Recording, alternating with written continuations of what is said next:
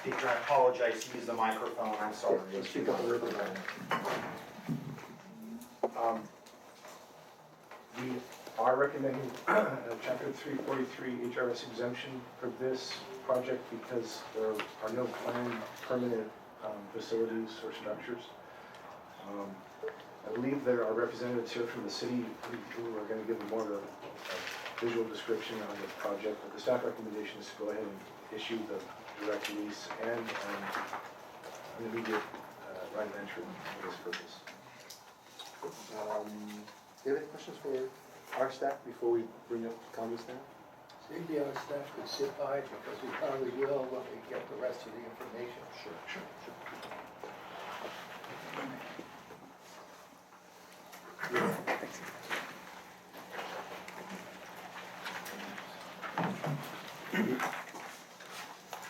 You need the chair? No, I'll step out of the way. Okay. Thank you. Board Chair Ayla, board members, thank you very much for your time and consideration for this meeting. The city is proposing this housing, I'm sorry, Ed Sniffen with the city and county of Honolulu. Here with me are Peter Hirai, Deputy Director of Emergency Management, and Jun Yang, our Executive Director for Housing Fund. We're here with an initiative that we'd like to use the Sand Island property for. It's our Housing First Transitional Center. It's a center that we're looking at as a transitional site, a temporary site, to bring in our services so we can look at trying to support the homeless population now. We have our Housing First program, we're moving it forward. We have our RFP that we're going to be selecting on in October. We have our affordable housing strategy that we move forward as well to help address the affordable housing that's available at this time. But we see that we have to do something now. The city wants to do something right now. So this is why we're proposing this center. I'm going to turn it over to Peter, who's going to start the presentation, and June is going to assist him.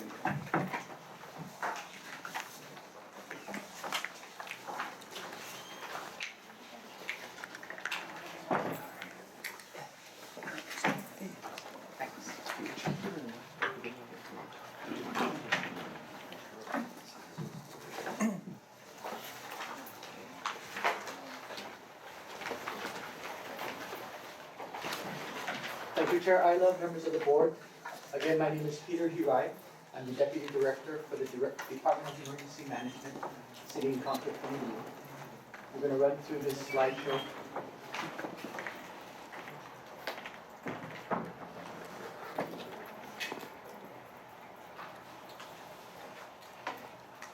No, that's fine.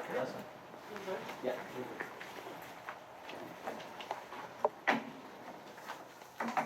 And I did provide a copy for each of you. Thank you.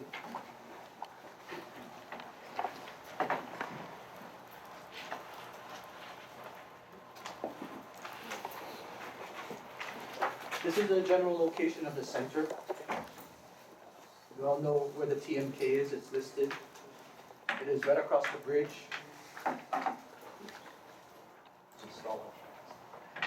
And it's marked by the yellow trapezoid. This is a little bit of detail showing the general layout, proposed layout. It is just a conceptual layout. Please note that nothing is firm at this time. And also we'd like you to note that there is a guard shack at the entrance. And the guard shack is at the entrance of the road. This guard shack is meant to increase our security presence there. Next. And Ed briefly went over the purpose of the center. The bottom line is this is a triage site. This is a triage for transition to the Housing First program. This is supposed to provide someone a safe, stable, and supportive environment in which they can receive assessments and services and or referral to us to appropriate programs and housing. Next slide, please. This is going to be temporary in nature. We do not want to convey any kind of permanence to anybody who stays there. So it's going to be essentially porta potties, shower trailers, canopies for shade, for their comfort, some cooling fans also for comfort, but no permanent structures are gonna be put in. We are gonna put in water and electricity and minimal lighting, but again, that's just for comfort and life safety. And it's not meant for any kind of permanence.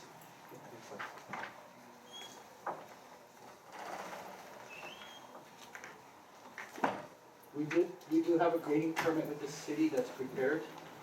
I did prepare the application for that, and we're looking at grading less than 1 acre of the site. After that, we're gonna lay down recycled asphalt product, also known as RAP. And we are not going to do any kind of trenching, and we're not gonna have any sewer lines. We will make the contractor who's servicing the porta potties and the showers, take it out, suck it out, and carry it away from the site.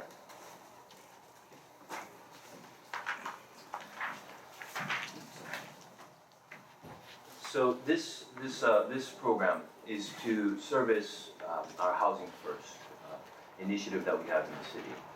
So everything here that we're doing is voluntary by nature. It is a voluntary access to our Housing First resources. There are some basic rules. Those who've been convicted of a violent crime in the past 2 years will not be allowed to continue to stay on the site. These are just based on some of the federal guidelines of some of our federal programs. The other main restriction is going to be the persons will have to have legal status on our state. The focus is for our most vulnerable population because our Housing First is to service our chronically homeless individuals who are on the street. It doesn't mean that if somebody comes in, they will not be able to have access and referrals to other programs.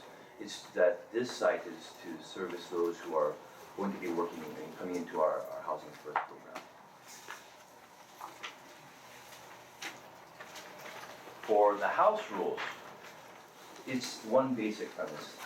We want to encourage our clients, our residents of the site to respect the privacy, property, and safety of others. That is the basics of our house rules. Now, once the clients are able to come into the site, they will have access to our Hale Omolama assessment. That's the basis of what we're doing with our Housing First. The assessment is the tool, it's the standardized tool for the entire community, for the entire island to know what are the appropriate resources for this population, for our homeless individuals. So this assessment will allow us to know, is Housing First the appropriate housing intervention for this population, for this person? The second step is, if it is not, then what are the right resources and how do we then refer them to those right resources? Case management is an integral part of what Housing First is. So we will have case management to allow that these individuals will be successful and successfully housed into our Housing First. And we know that pets are a part of our community, our homeless community, so we want to allow for access at this site for pet-friendly areas. Oh, and this site will be 24 hours, so if individuals are coming into the site, we will not close the gate on them. There will be no gates to close. Where do they sleep? They'll be sleeping on site in structures that they may bring on, like pets. So we're not building any permanent structures or facilities for sleeping.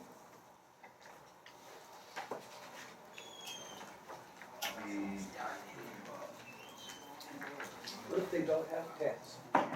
Then the service providers that will be working as our partners on the site, they will provide some of those services to them as well. That will be expected. The transportation to the site will be provided as a part of this program. They will have morning and evening access to the site, and the emergency shelter system, if you do not know, is a nighttime shelter, meaning that during the day, clients are encouraged to leave the shelter for employment or other programs, be it school, educational, whatever it might be. This is a site that does not do that. This is a site that will allow for residents for the homeless clients to stay on site, and access to services will be provided to them 24 hours. There will be basic trash disposal services, And as Peter has mentioned, we will have hygiene centers, showers, bathroom facilities. And for other basic needs, we're going to be working with our community organizations, community partners, for basic needs such as food, for hygiene supplies, these type of things.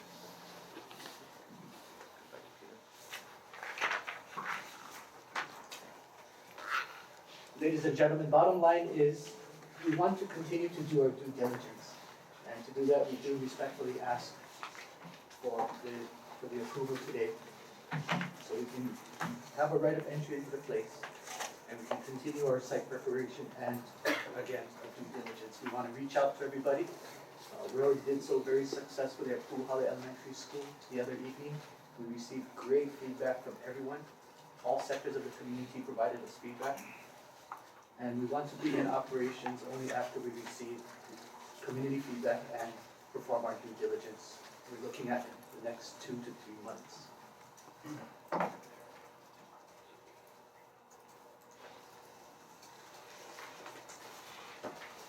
We're looking at operating the site at capacity for 1 year while we stand up the Housing First program and reassess at the end of that 1 year.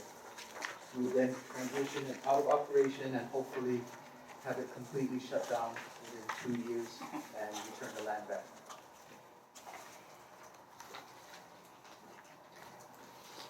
And at this time, we welcome any questions. I'm sorry, before we open to questions, just want to finish up, guys. As Peter had pointed out, because we don't have right of entry to the site yet, we're very, very early in our due diligence process. We just pretty much started our paperwork and our conceptual planning of the programming for the site. So that's why we have a diagram that just kind of shows conceptually what services we believe we're going to be providing on site. All of that's going to be vetted throughout our due diligence, our reviews with potential providers that we're going to be speaking with that respond to our RFQ. And it's going to be vetted through all the community comments that we received on our Wednesday night meeting. We received some very good ones. The general comments that we were looking at were a concern that the city was not ready to move forward yet. And they're right, because we're still early in the due diligence process. We're still talking with everybody. We're still communicating with the neighboring communities. We're still talking to the service providers and reaching out to the homeless community. For the site itself, there were concerns about it being hot and arid, isolated, which is why we're looking at our programming pieces to address that. There are also concerns about the site having potential hazardous materials on it, which is why we're coordinating with DOH here side to make sure we address those concerns as we move forward. So, like I said, we're very early on in our due diligence process. We want to make sure that we're addressing these things. We've committed to the community to go back for one more meeting, at least, with them. But throughout, we've committed to touching bases with a lot of community members, the stakeholders, the neighboring maritime community, the neighboring businesses, the residential community further up to the east side, and the service providers and the homeless community. So we're still moving forward on all of these things. We just want to make sure that we get the right of entry so we can start the site assessments and move forward in that respect. So with that, thank you very much. So with that, I'll open the question to the board. I have a question. On your wrap that you're gonna lay down, is it on the entire, No.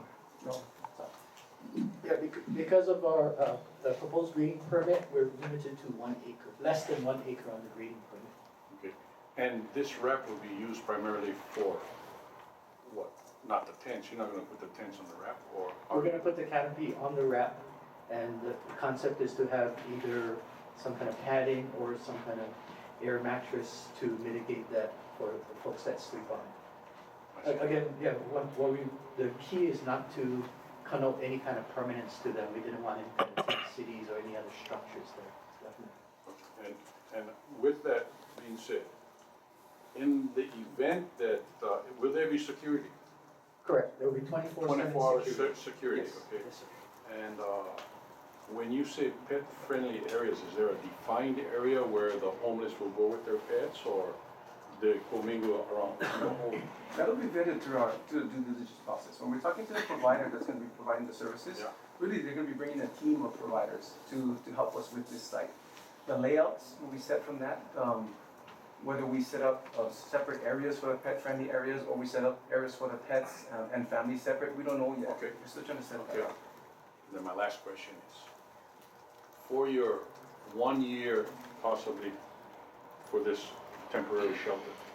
Your 1 year will start after you've done all your due diligence and once everything's started, is that correct? That's correct. Okay.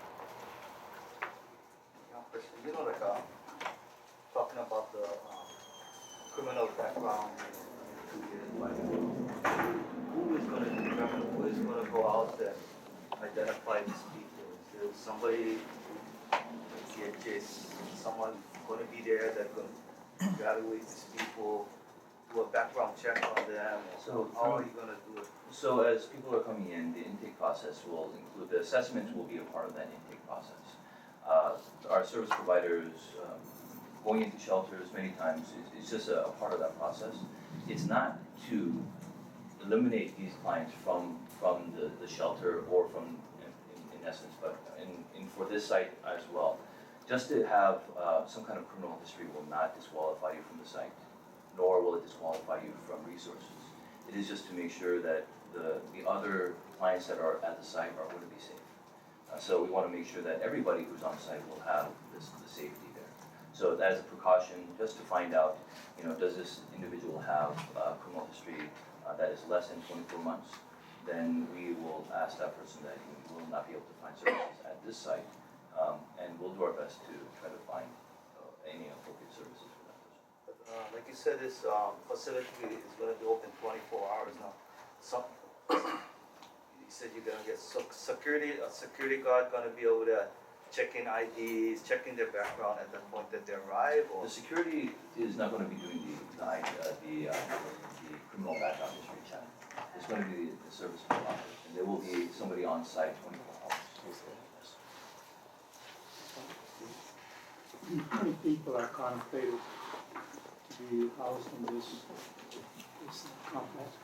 We're looking at a maximum capacity of 100, but what we see is that people will probably be flowing in and out. So it'll be kind of ebb and flow as we refer them to other programs, or possibly as we keep them for the Housing First program eventually. So, but we're looking at a maximum capacity of 100.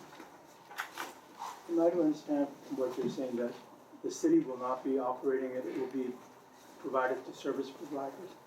That's correct. So, who, I mean, for instance, who might be, are there any potential We're going through an RFP process, so that will have to go through our normal competitive bid process. But it would be groups like an IHS or Waikiki Health or US Vets or Wai'anae Community Outreach type of organization who have been working in the homeless services community for many years. They have an understanding of the model. They have been working with Hale Omolama with the assessments. They've been working with our city agencies, the state agencies, and understand the programs very well. Are you asking at this time for the board to approve both the right of entry as well as authorization for this? Yes, that was the request.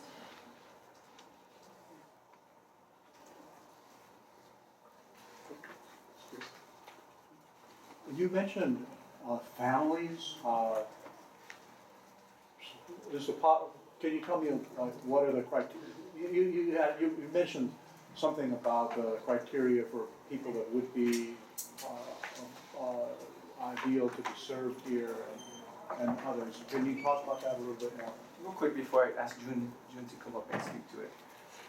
As Peter mentioned in the presentation, this site is meant to be a transition site. So nobody will be turned away from coming to the site to get the intake services, the assessment services, the case management services there. Then when we look at the assessments, we'll be referring the clients to appropriate programs that fit them. The criteria that June had laid out previously was for Housing First specifically.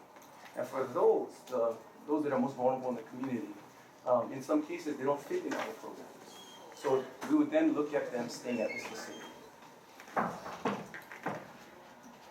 So we currently have housing resources for families, for many of our homeless populations. So as we are able to intake and assess these families and different clients, we'll be able to refer them to those appropriate resources. As Ed had mentioned, we are focusing our efforts here to bring the clients for Housing First, but those who are families that, as they're waiting to get into the resources, we're not gonna we're not gonna push them out to other places. So June had provided for you Housing First, kind of 101, to talk about the program itself. In that program, we're looking at trying to get 100 units available for Housing First clients by end of fiscal year. In this year, as we move forward, we're hoping to get 20 online by the end of this year. So during the intake process, if people come in and they're assessed and qualified for Housing First, once the units come available, we'll be able to further into and provide the permanent supportive housing that we have available. That's the intent. Question. All along the Sand Island area, all the way to the entrance to Honolulu Harbor, there is various surfing spots. Is there one in front of this area or not? I'm not sure. I know in front of this area we have the BMX site. There's the canoe halau that use the facility near the boat ramp. At the end of the site. Where are they on this picture? Let me see. Can you bring up this? Yeah, it's up.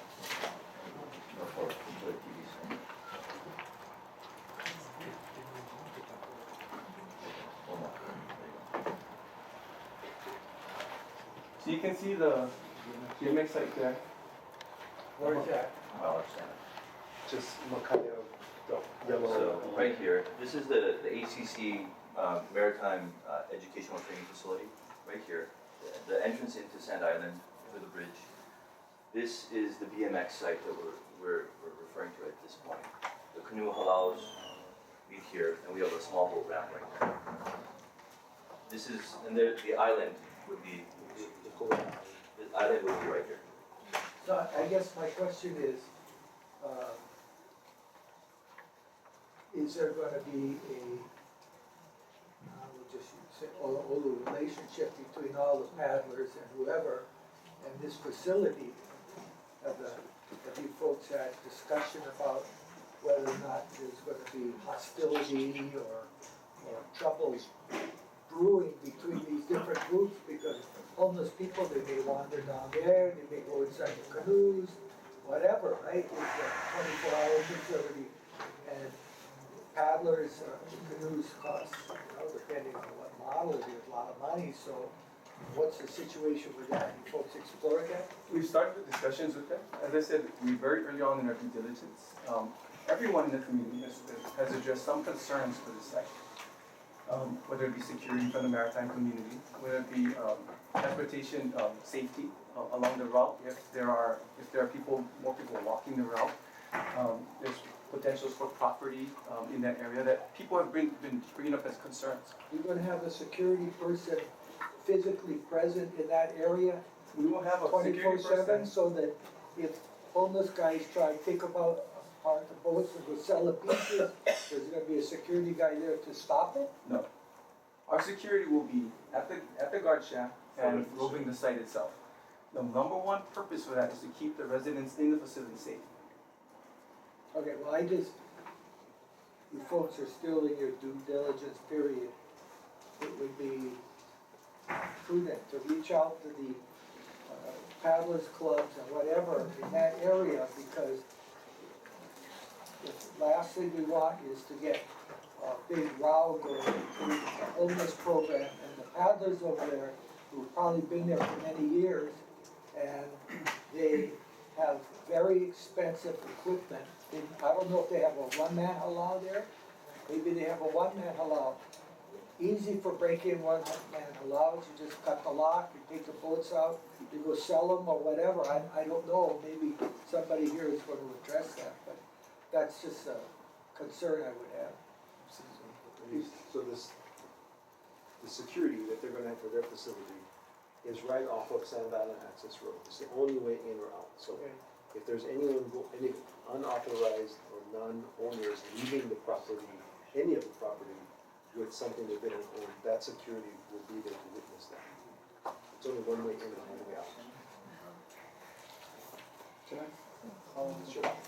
Yeah, I didn't really get a picture in my mind of what the population of this is intended to be. And when you look at homelessness in Oahu, neighbor islands as well, but particularly on Oahu. Honolulu, there's a population of people sleeping in cardboard and, on the sidewalk, and then you have encampments. Typically, the former group looks to me single, mostly male. The encampment group is a mix that may have children as well. Is this site, can you generalize as to what population the site is meant to house? So as we've been doing our assessments across the island, we've come to realize that most of the chronically homeless are individuals. We do have some chronically homeless families, but they are mostly individuals. And we want to, and we have to remember that this site is purely voluntary. So as individuals are encouraged, they can come out to the site and have access to these resources. It will most likely, for those who are chronically homeless, be individuals. But there are going to be those who are families as well that we will be able to access, services. But, so the site is meant to be primarily house individuals? This site will be open to individuals and families. Okay. So if I could jump in, not necessarily to house, but to transition. Transition, absolutely. But, okay, will families be housed there? Families with children? They will have access, so yes, they will have space that will be available to them. We're planning for anybody who qualifies for the Housing First program to be sheltered there until the units come available. So there could be individuals, there could be families there, and we're looking at the program to ensure that we support both. Besides the security, there will be an on-site manager who's basically the boss. That's correct. So there'll be there'll be a site manager out 24/7 and security 24/7. Do you get your own spot? Say you move in and you have a tent, All of that, is that your spot then? see, all of that has to be vetted in the program right now. I really don't know what it's gonna look like yet until we start talking to the service providers. We're also providing for lockers or some kind of cage I or can box see so that, they sir. can keep That their was personal important. items, And then you have your own locker, you don't have to worry so much about your personal your stuff belongings, getting yes. Correct. swiped. But you're just not sure whether, how the actual layout will be managed on a actual on-the-ground basis. Okay. I have a question. Reading this manual here for Housing First, it says here on July 22nd, 2014, there was 4,712 homeless individuals across the island. And of that population, 1,633 were unsheltered homeless. And you go on furthermore breakdown. So if you're only going to house 100 only for a transitional period, what do you think the area of where in San Island, what do you think the total area or population might be of homeless in the surrounding area that might have access to or not have access to? One question. The other question is, what would determine if you have an outcry from the public, not the homeless now, but the public saying, not in my backyard? What would say that you would move forward, but you already had an approval from us? For the public outcry, not in my backyard, you can hear it at any site. For us, we looked at 25 sites across the island to see where we could best get this facilities, transitional temporary facilities. And based on our assessment, this was the best place. I'm never going to commit to telling the public that there's not going to be any impacts. I cannot say that. I cannot control human nature, and this is a voluntary program, so I'm not going to control anybody that comes to the site. So part of the message to the neighboring community, the maritime community, the businesses, the residents, are help us. We'll try and address any concerns that you might have, but there are going to be concerns that we cannot, and that's going to happen no matter what site we choose. The alternative would be to do nothing, and I don't know if I'm willing to do that.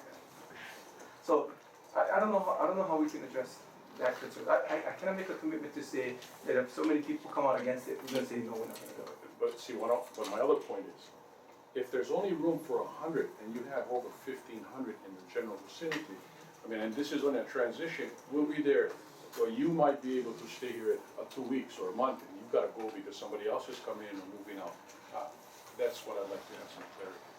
So, as a part of the Ahale Ololama effort, we've come to understand what the need is and what the population requires. So, that is a point in time count. It's a snapshot on January 22nd every year. How many homeless do we have on island? It is something that we do on an annual basis. So, for our chronically homeless population, we note in there it's about 558. What we've done in the community is do assessments, do surveys for people who are both sheltered, in emergency shelter, and those who are on the street. We've gone through nearly 900 of these assessments from the urban Honolulu all the way down to the Waianae coast. And this is the area that we're looking at for our Housing First program, because our data tells us that these are the areas, the Waikiki, downtown Honolulu, and the Waianae areas have the highest population of chronically homeless individuals and families. We want to be able to target our programs for these areas. And when we look at who are the chronically homeless in this area, we are coming to find it's approximately 200 to 250 individuals that would be appropriate for housing funds. Now, when we talk through the state, they have, through their DHS contract with US Vets doing Housing First in their program. The city will have approximately 100 units or 100 housing units for 100 clients for our Housing First program, which will come online in October. That makes 200. We have some federal resources that will be able to transition and help the rest of those that are not going to be serviced in our contracts. So we will be able to meet the need that we have announced so far. So through this site, we'll be able to help bring those people and get our program up and running faster. Thank you for the clarity. Good question. See then, there's some people that have signed up. Starting at the top of the list, Catherine, you see it?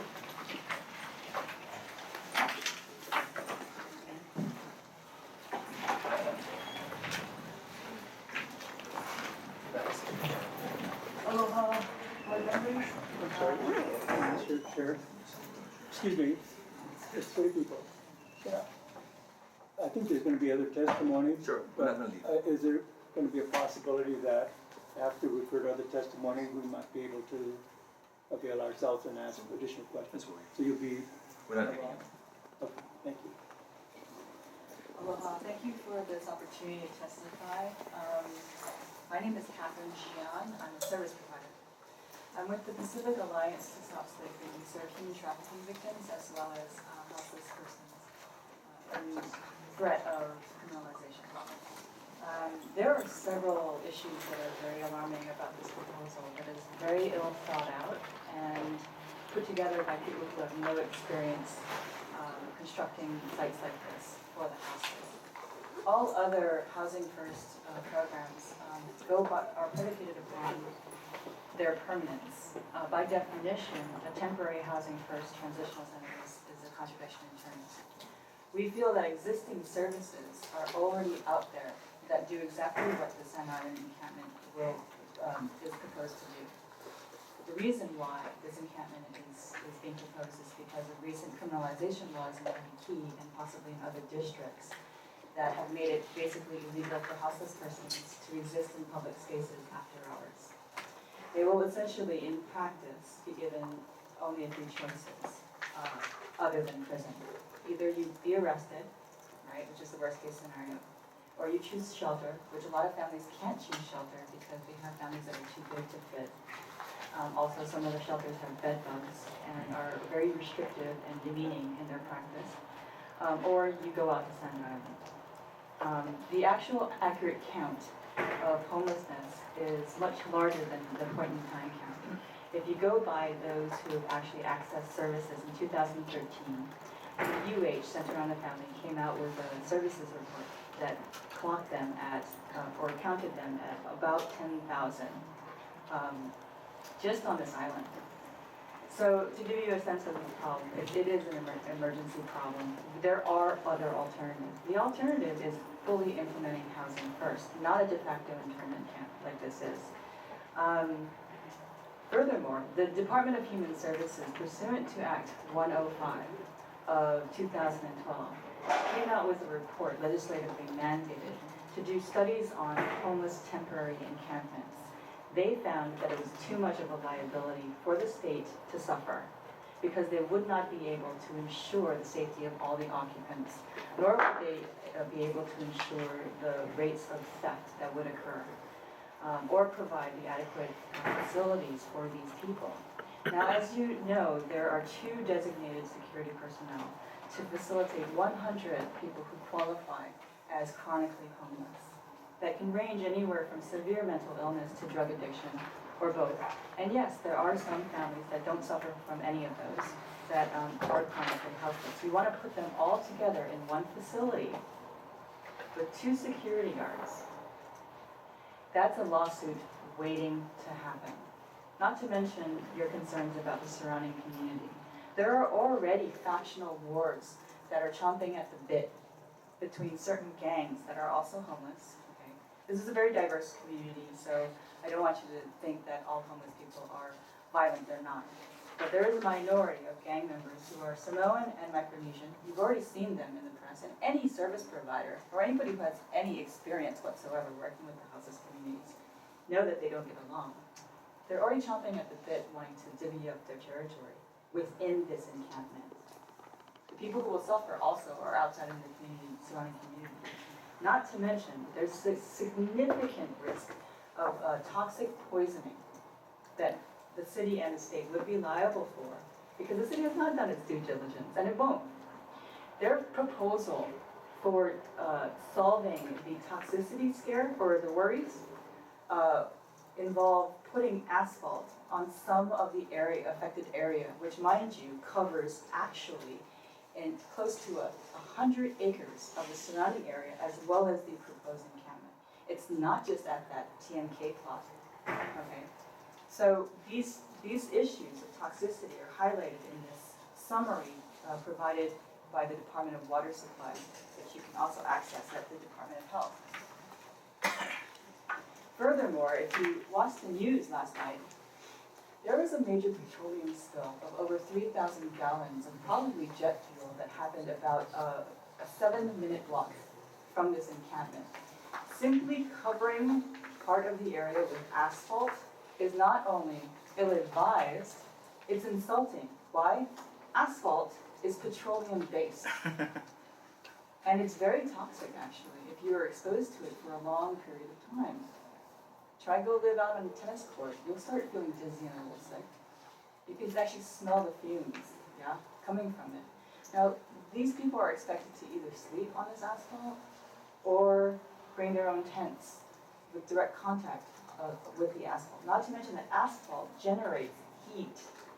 I went out there a couple of days ago, and it was 93 degrees out there.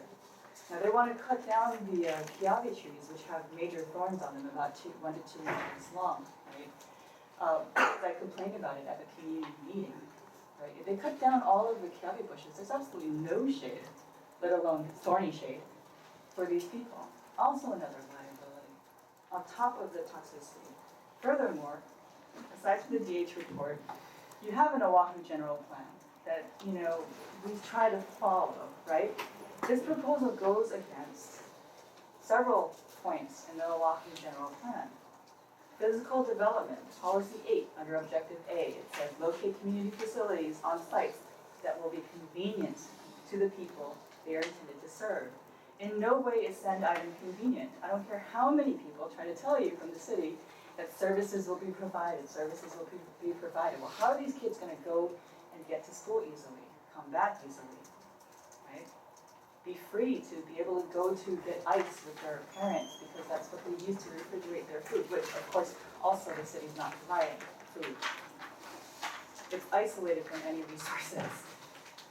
Secondly, population, policy 3 under objective 3. Manage physical growth and development in the urban fringe area and rural areas so that A, an undesirable spreading of development is prohibited, and B, their population densities are consistent with the character and development and environmental qualities desired for such areas. So for those of you who ask questions about the actual count, Right, this obviously does not support the actual account that needs these services. This is clearly just a place to put them, to forget about them, out of sight, out of mind. The actual thing that works is fully implementing housing first, period. These resources will take away from that purpose, these proposals. And lastly, transportation, well actually there's two more, transportation and utilities. Policy 7 under objective B, require the safe disposal of hazardous waste. Well, you've already seen or heard me talk about the area's toxic concerns, also major liability there. And EA must be done prior to ever thinking about putting human beings there. Public safety, objective B, policy 2, require all developments in areas subject to floods and tsunamis to be located and constructed in a manner that will not create any health or safety hazard. This encampment does not protect anybody from the next hurricane threat. And I was responsible for doing a community effort to evacuate the houseless families from the Kaka'ako area. And mind you, the city wanted to do it 5 hours before the hurricane hit Hawai'i and load them onto buses on their own at night when it was raining and windy. Having a facility that's right on the water like this, far away from any resources, far away from us to get to them in the first place, to mobilize them, which it took all day, is another liability, okay? And let me just lastly leave you with this. The State Health Department provided the Board of Water Supply, or a summary from the Board of Water Supply. The report confirmed that within this 86-acre area, which included the proposed homeless encampment, the presence of soil contamination, including arsenic, lead, antimony, nickel, acetophenone, benzoprene, which is in asphalt, deldrin, and methylene chloride in excesses of screening action levels in samples from the site. Other contaminants include metals, heavy metals, semi-volatiles, pesticides, and PCBs. Just that alone warrants an environmental assessment because there's people that are going to be out there. Children. Thank you. Yes.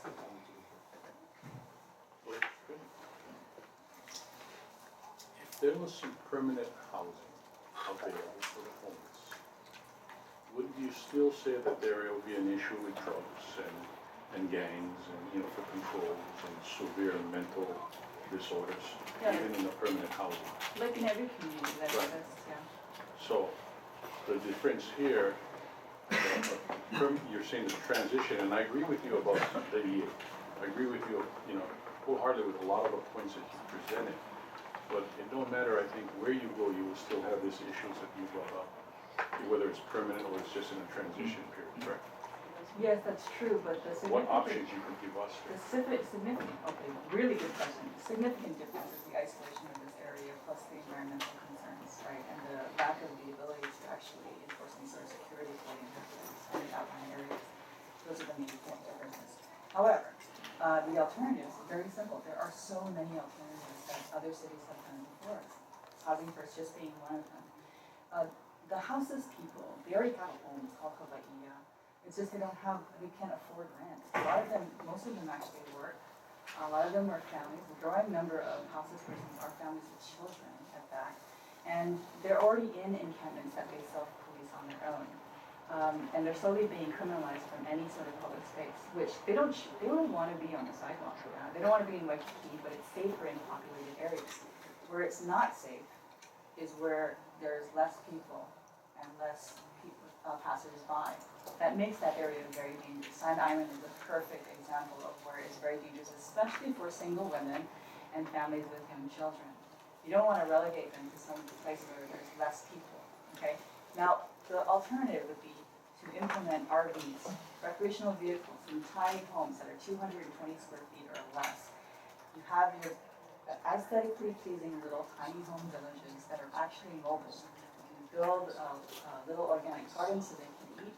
They're already there anyway, and when the time comes for development, you can move them.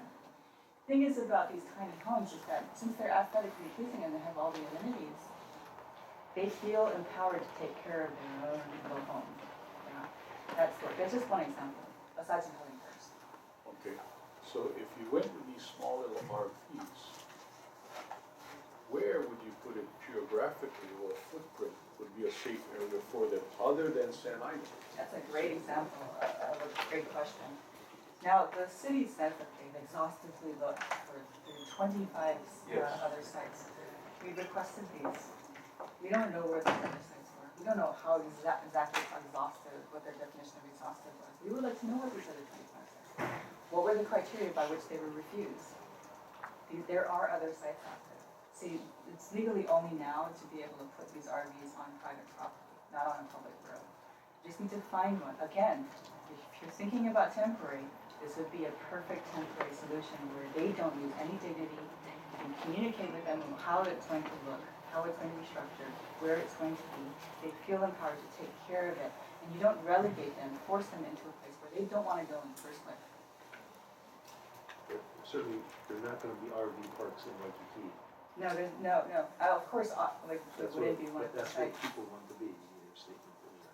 No, actually, they're going to be actually unable to be in Waikiki by law now, because the mayor is going to sign the criminalization of Bill 42. So they won't be able to be there. They'll have to be somewhere else.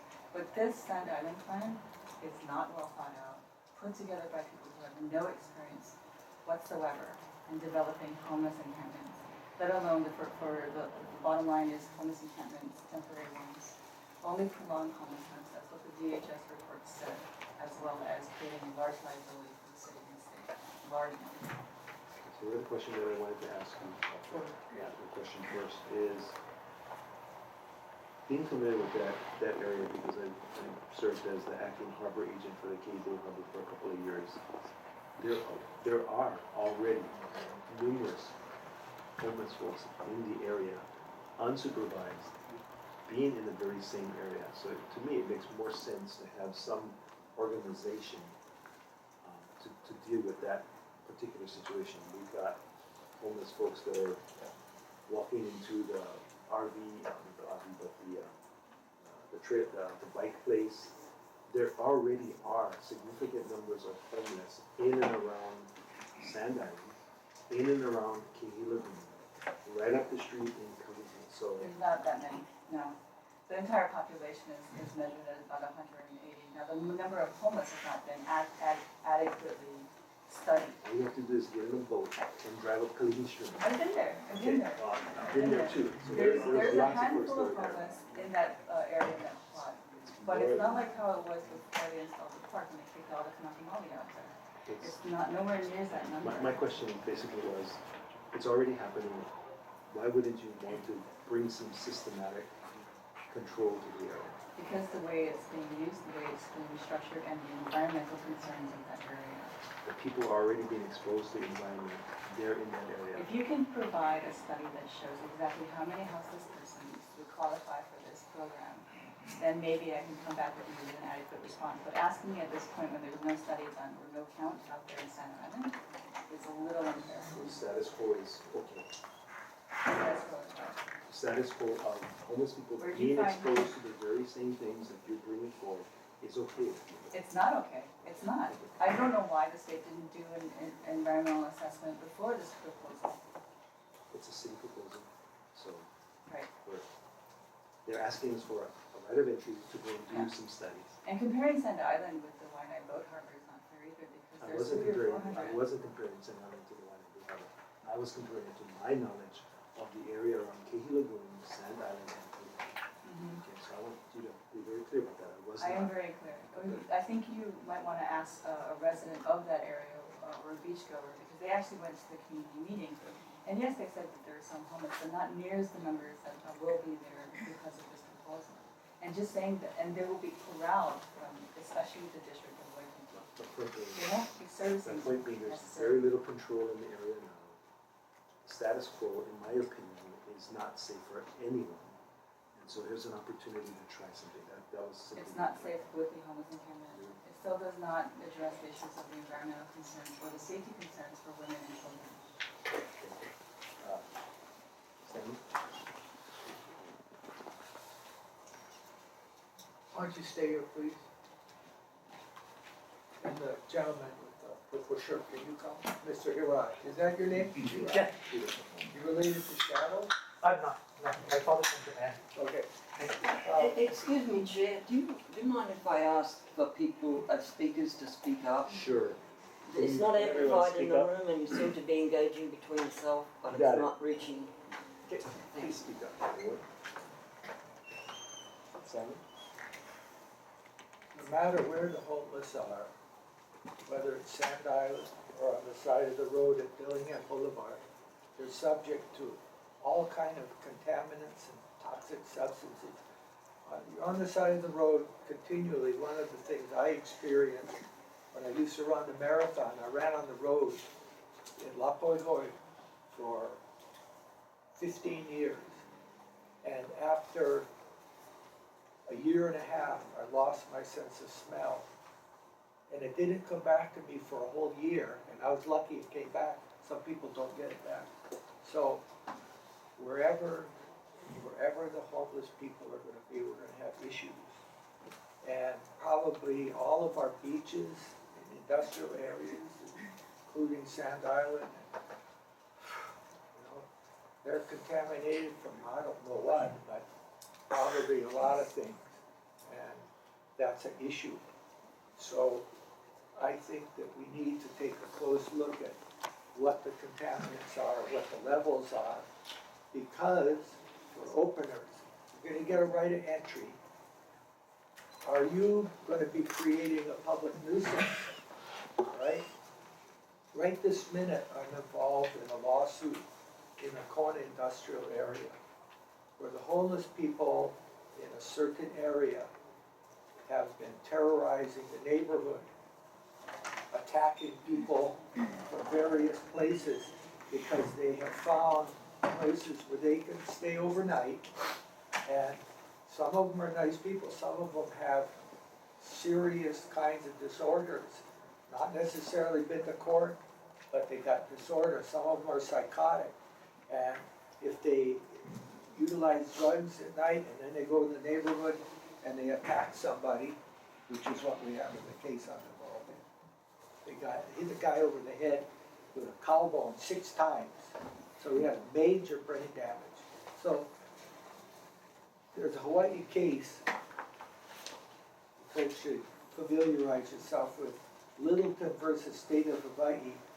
And this is at 66 Hawaii, 55, 1982 Supreme Court case. And it talks about creating and maintaining public nuisances in the state of Hawaii. And this is against the state and the county. I think it related to a beach incident. So it doesn't take much to create a public nuisance. So my first concern after hearing what I heard so far is, if you don't have security present around this facility 24/7, you're just gonna have it down the road, I don't think it's gonna work, and I'm not in favor of it. You wanna have it, I wouldn't maybe object to a short-term thing, but you gotta have adequate 24-hour security to make people safe in this area from sexual attacks or whatever, or just somebody's on drugs and they just start attacking other people nearby. That's a very real risk, no matter where they are. So I don't hear it in you folks' proposal from the city and county that you have planned right now that you're gonna have appropriately trained security personnel on site 24/7. Especially if this is going to be a transition area. You don't get to know all of the personalities until they're there for a while, and the people next to them start to irritate them, and then if one of them goes off. When they go off, maybe they attack more than one person. So you need to have that in place if you're going to have this kind of a facility. What's your comment about that, Mr. Hirai? Yeah, again, for the record, Peter Hirai. You know, we looked at and talked to several officers, and we looked at the past, I don't know if you remember the Ala Park tent city that was put up several administrations ago.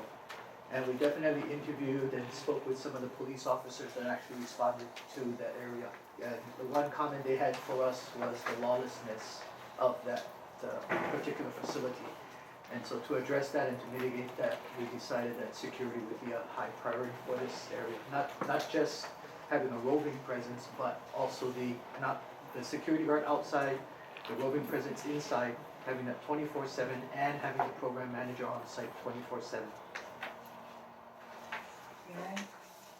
Here's one, I guess you can't bring up the PowerPoint again, but here's one security flaw in their preliminary draft of the site. If you look at the actual encampment slide, you will see the encampment slide, is it there? Oh, they have it. Anyway, if you remember the encampment slide, the male quarters are actually positioned between the showers and where they're gonna keep the families and children. So the women and children will have to actually walk past where the men are to get to the showers. That's not prudent.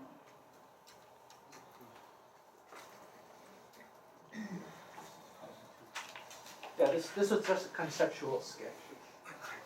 This is an example of That's why it says conceptual. what we've had to deal with for a long time now, with this too quick proposal put together by people who have no qualifications. Gotta try it. Gotta try, yes, absolutely, Yeah. but why don't we use models that have worked in other cities? Why don't we listen to the DHS and their report about what the liabilities are? Thank you. Any other questions? Okay, so, I have one more question. Sure. Is the city and county planning to hold the state harmless as the owner of the premises? You folks are gonna have a right of entry, either you're gonna be a lessee, or you're gonna have a permit, or some kind of a contractual thing, but the state is a deep pocket. So somebody gets killed over there, or we have a serious rape incident, or sexual attack, who's gonna pay the tab? It's different for city and county. In working with the DLNR, the first requirement was indemnification of the state. So you folks are prepared to do that? Yes. Okay. Tabitha, Martin?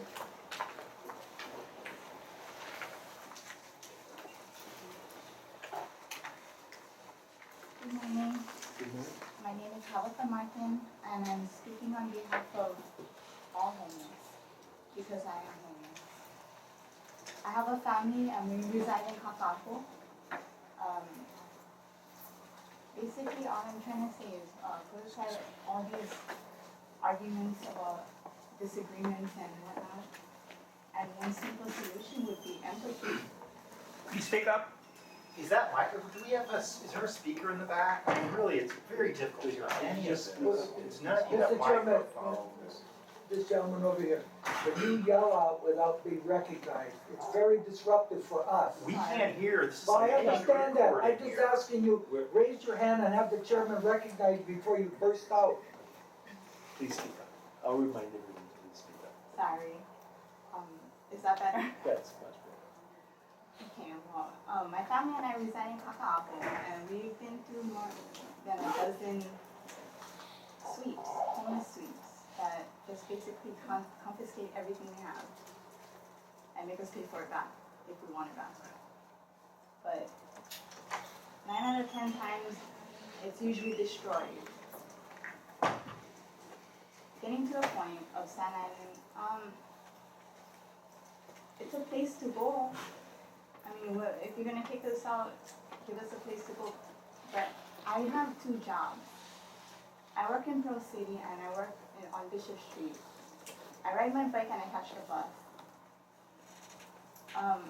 There's no street lights, as far as I remember, on San Island Access Road. And I don't think I ever want to ride my bike in the dark through that road, because it's super scary. I mean, even with the dim yellow lights, it's really scary at night. I mean, you don't even know what would pop out of nowhere, you know? Like, grab you or, do anything that they want to you. My concern is those with families, with children. My daughter is 3 years old, and she's been to 3-4 hearings. in the past couple months, and they were boring for her. She didn't deserve to go there. I mean, she deserves to go to like McDonald's or something. But we had to drag her to these hearings because we had to speak on behalf of all homeless.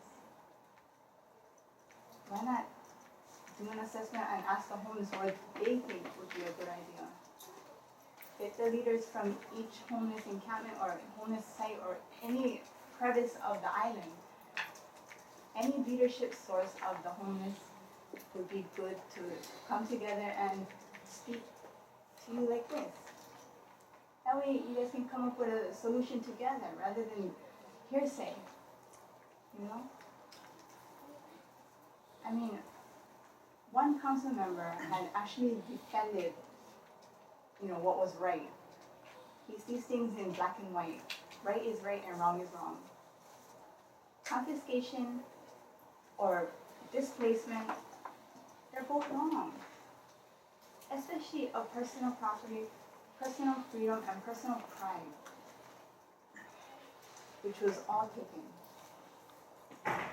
from many, many, many families and homeless individuals. I just want you to reconsider, and one simple solution, like I said before, would be empathy. I guess that's all I have to say. Thank you very much. Questions? Thank you very much. Beatrice? Yes.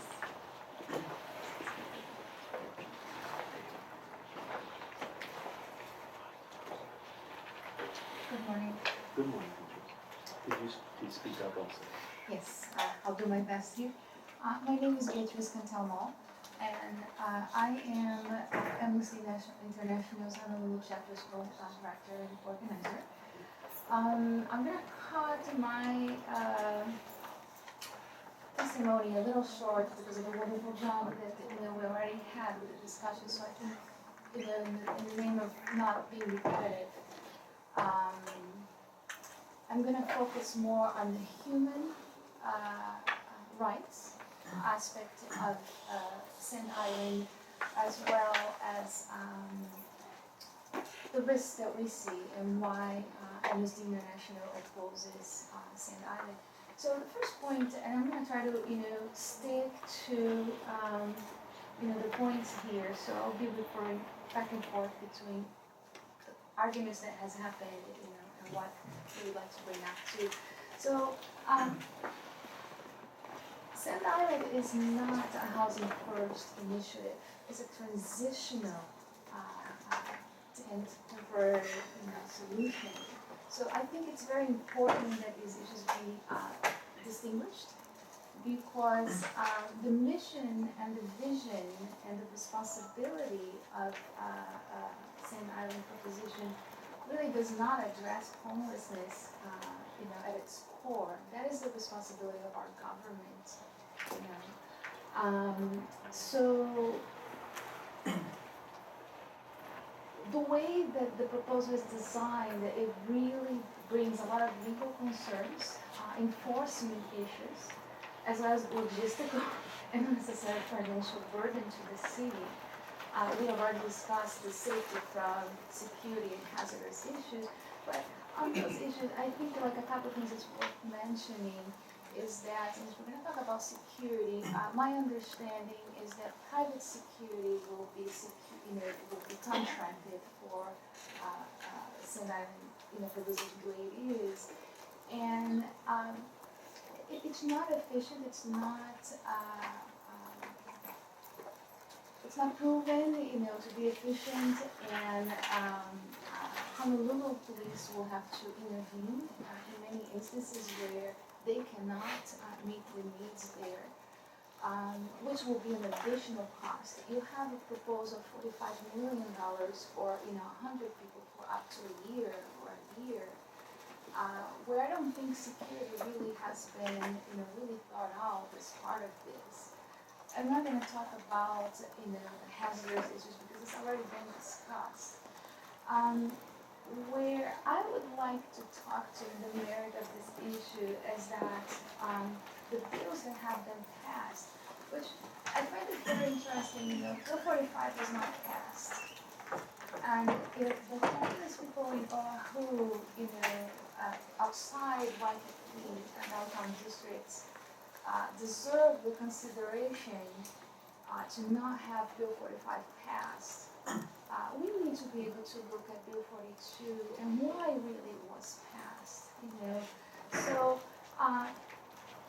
these bills that were passed, they were not created with the homeless population best interest in mind, but it was the Waikiki and downtown business community's best interest in mind. And that's at the expense of homeless people's human rights and dignity, you know. We need to look at this differently.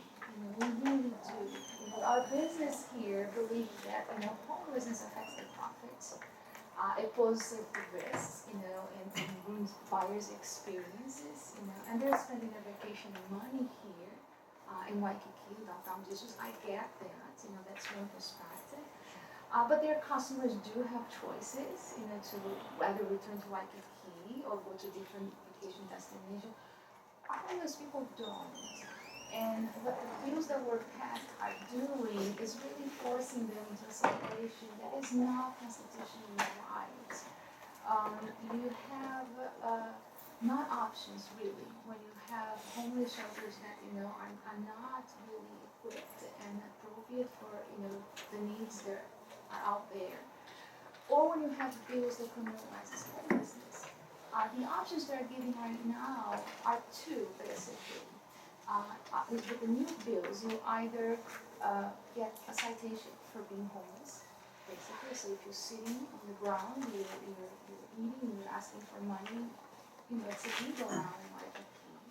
So you get cited, you get court rate, you get to be fined for $1,000. You don't get the money to pay for that. You go to jail for about a year, I'm not saying if you go to jail, it's about $420 a day to house a homeless person. Can you tie your testimony to the So I'll agenda tie item? it back. So basically, you're either faced with that, or you're faced with sand islands. These are not choices. These are not choices. You're not being given choices.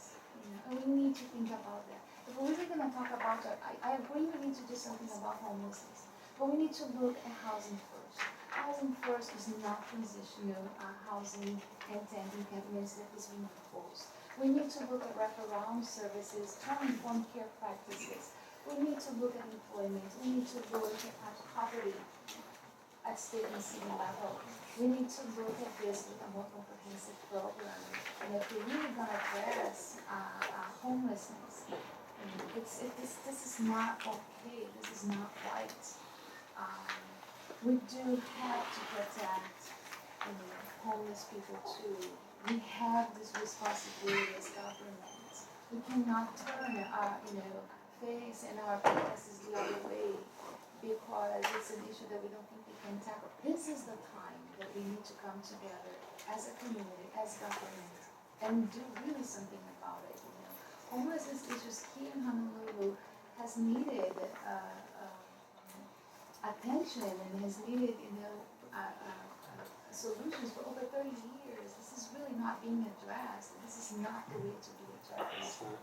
Just if I may try not to seem so cold, but it is not within the mission of the Department of Land and Natural Resources to solve the homeless problem. Right now, what's before the board is a request from the city for a program that they want to institute and use state lands. So I understand there's a theme here and that there are some philosophical differences in how the homeless issue should be addressed, but that solution is not within the power of the 6 or 7 of us that are sitting here right now. Point well taken. So we oppose. It's not addressing. It should not be approved. It should not be even considered in the way that's being proposed. It lacks so much expertise. It lacks human rights. It lacks dignity. it lacks so many infrastructural needs in order to really be able to do this in a form that addresses homelessness properly.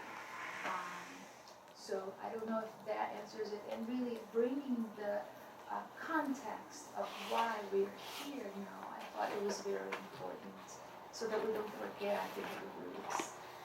And we don't forget where we go moving forward with this plan. Homeless people do matter. They should have a voice too. They should be here. They should be consulted as well.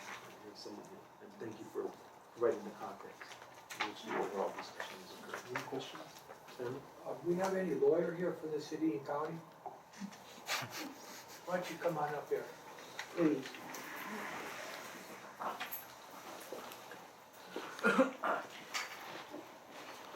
Morning, Don Kiddo, Oakland Deputy Corporation Counsel on behalf of the city and county. Can I ask you a few questions about this Bill 42? To the extent that I have knowledge, yes. Okay, what does Bill 42 say? Bill 42 is a bill to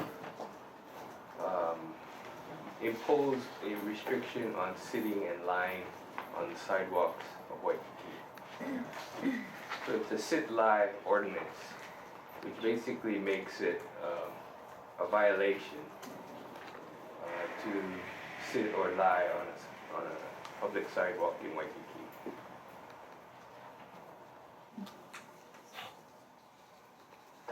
So that would be administered across the board. If there was a tourist that was sitting or lying on the Well, sidewalk. there's a warning provision. Basically, it's not an automatic citation. It is a directive from a law enforcement officer that you shouldn't be sitting or lying on this area, so you have to move on. And that warning is mandated by the law. What's the constitutional considerations of sort of a status offense? Have you folks checked whether or not it passes muster under the federal and state constitution to have a status offense of this nature only for one neighborhood and not for the whole island? Well, I'm not at liberty to disclose attorney-client communications with the city council, but I will say that... Well, you can disclose it to us, we're not your clients. Boy, as you know, any disclosure of confidential attorney-client privilege communication would be a waiver. So I would just say that the constitutional issues were vetted by the city and the legal department, and the restrictions on constitutionality of these kinds of ordinances were well vetted. You're satisfied that it passes the federal and state constitution? I will say that again, I would hesitate to disclose the conclusions between the... Well, what would you tell a judge in court? Let's put it that way. This is your law. What would you tell a judge in court if the issue is raised by the ACLU or some organization saying that this is unconstitutional? If you expect us to help you folks with your problem, then you got to give us some justification why we should. Okay, I'll put it this way. If the law is signed and enacted, we as the Corporation Council would be, it would be our obligation to defend that law. And to defend that law, we would argue that it is constitutional. In order to defend the law as constitutional, we would cite case precedent in all other jurisdictions which have such sit and lie ordinances, and the restrictions that are placed upon those kinds of laws. And that actually went to the Ninth Circuit, and there is a law that, there is a case that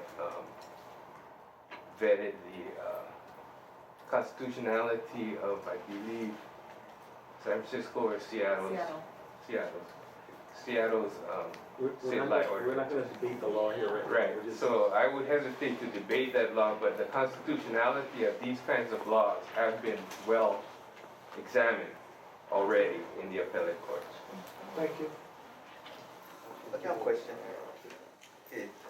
you know, say you cannot sit or lie down and what. Now, when you get a parade, people come over during the evening, they sit there on the sidewalk. What happens to these people? Yeah, there are defined exceptions in the law, including parade viewing or other kinds of activities.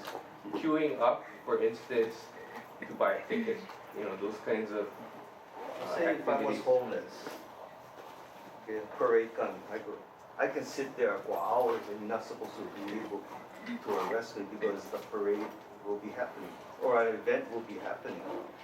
Isn't that true? Well, that's the kind of thing where it's just like a murder case, right?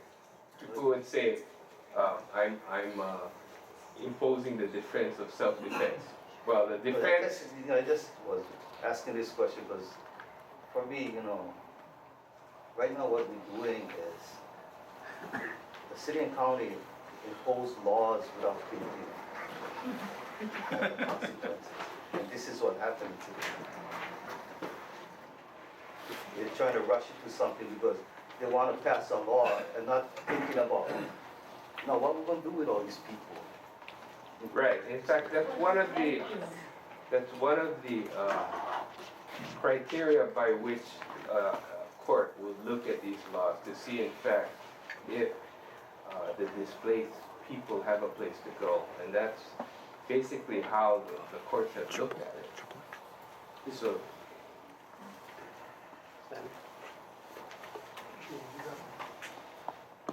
Is that part of the impetus for the Sand Island project? You're closing down Waikiki, so you guys are coming here to open up Sand Island so that you can pass muster with the court? And you using us for that? I'm just a lawyer for the city. I'm not a policy maker, therefore I'm not at liberty to answer a question like that. But I will say that the city is making all efforts to do whatever it can to address the homeless problem. And I think the Housing First initiative is one of those efforts. Just on that one point. I just want to make a clarification that our initiatives on Housing First are what we're working on. On any given night, our emergency shelter spaces across the island, about 153 spaces. This initiative is to help our Housing First program really move up and get started faster. Because we know that the issue, that homelessness is something that our community really wants the city to work on. Housing First, with its 100 units with what we have in the city, with about another 100 in the state and the other federal resources that we have, we really want to be able to target that population as fast as we can. So that's what this initiative is really help.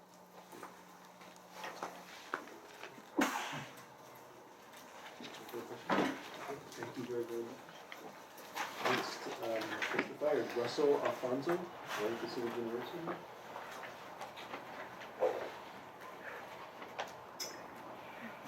Okay, we'll skip Russell, and if he shows up, we'll take his testimony then. Larry Giller? Your hand. Okay. Good morning, my name is Larry Geller. I am president of Cuckoo Council, but I'm testifying as an individual today. I prepared some notes to, along the lines of the city has misrepresented their intention on this application, and as such, and for other reasons I will give you, basically technical reasons that you should reject the application. But the conversation today, I guess I was surprised. This is a land board, and I know that you must consider beneficial uses of the land, I believe, under the Hawaii State Constitution. So it was, you know, it's appropriate to discuss the public policy and the social needs, and that's the way it went. But something very important came up, and that is the indemnification of the state. You're not indemnified now. The state will be de facto joining with the city in forwarding this plan if you approve the right of entry permit. And you have been told today that there's a possibility that the the land itself or nearby lands may be contaminated with a whole list of chemicals and not minerals, metals and other things. So at this point, you're aware that the city and county has not tested that site for suitability for human habitation. Also on the legal aspect, I'm not an attorney, but because I'm intensely interested in this issue and the welfare of every citizen of Hawaii, including those without homes, the Seattle, the Ninth Circuit, when it considered the Seattle law, said it was constitutional as written. But if you read the ruling, it says that if the law is challenged in its enforcement, or is as applied, then the challenge would succeed. This is written into the judgment. So what I would suggest is, if you're concerned about the legal aspects, is please consult your own counsel on this. Don't listen to me, don't listen to the city, because you're going to have to make a decision that the state of Hawaii will be responsible for, my understanding. Well, we're here today to discuss a state matter. Let me jump right into it. The city has misrepresented the intended use for this area. If you read, it says it's for a triage center. What does that mean? Right. If it was a triage center, triage is like a hospital. Well, when you got a disaster, people interview the people who wounded. Originally, it was a military term, I understand. Triage is, you got somebody comes in, you got a lot of people coming in, you got to make a decision. Who's going to go in first, or who you're not going to help, you know? So triage is a medical term indicating how you consider priority and assign treatment. So as applied here, it's correctly applied. People who have no homes need to be interviewed to find out, you know, are they suitable, do they want to go to a home because it is a voluntary program. So this is the interview process. But if they're applying for a triage center, this room could be a triage center. So people come in that door, they leave the dogs and the occasional cat outside. Okay, and they come in, social workers are over there. Okay, over here could be RN, you know, the nurses to check whatever. Over here could be housing specialists. Over there could be a case manager, so they'll be assigned to somebody who's going to get them into housing. That, to me, would be an example of a triage center. And you could do it in a room like this.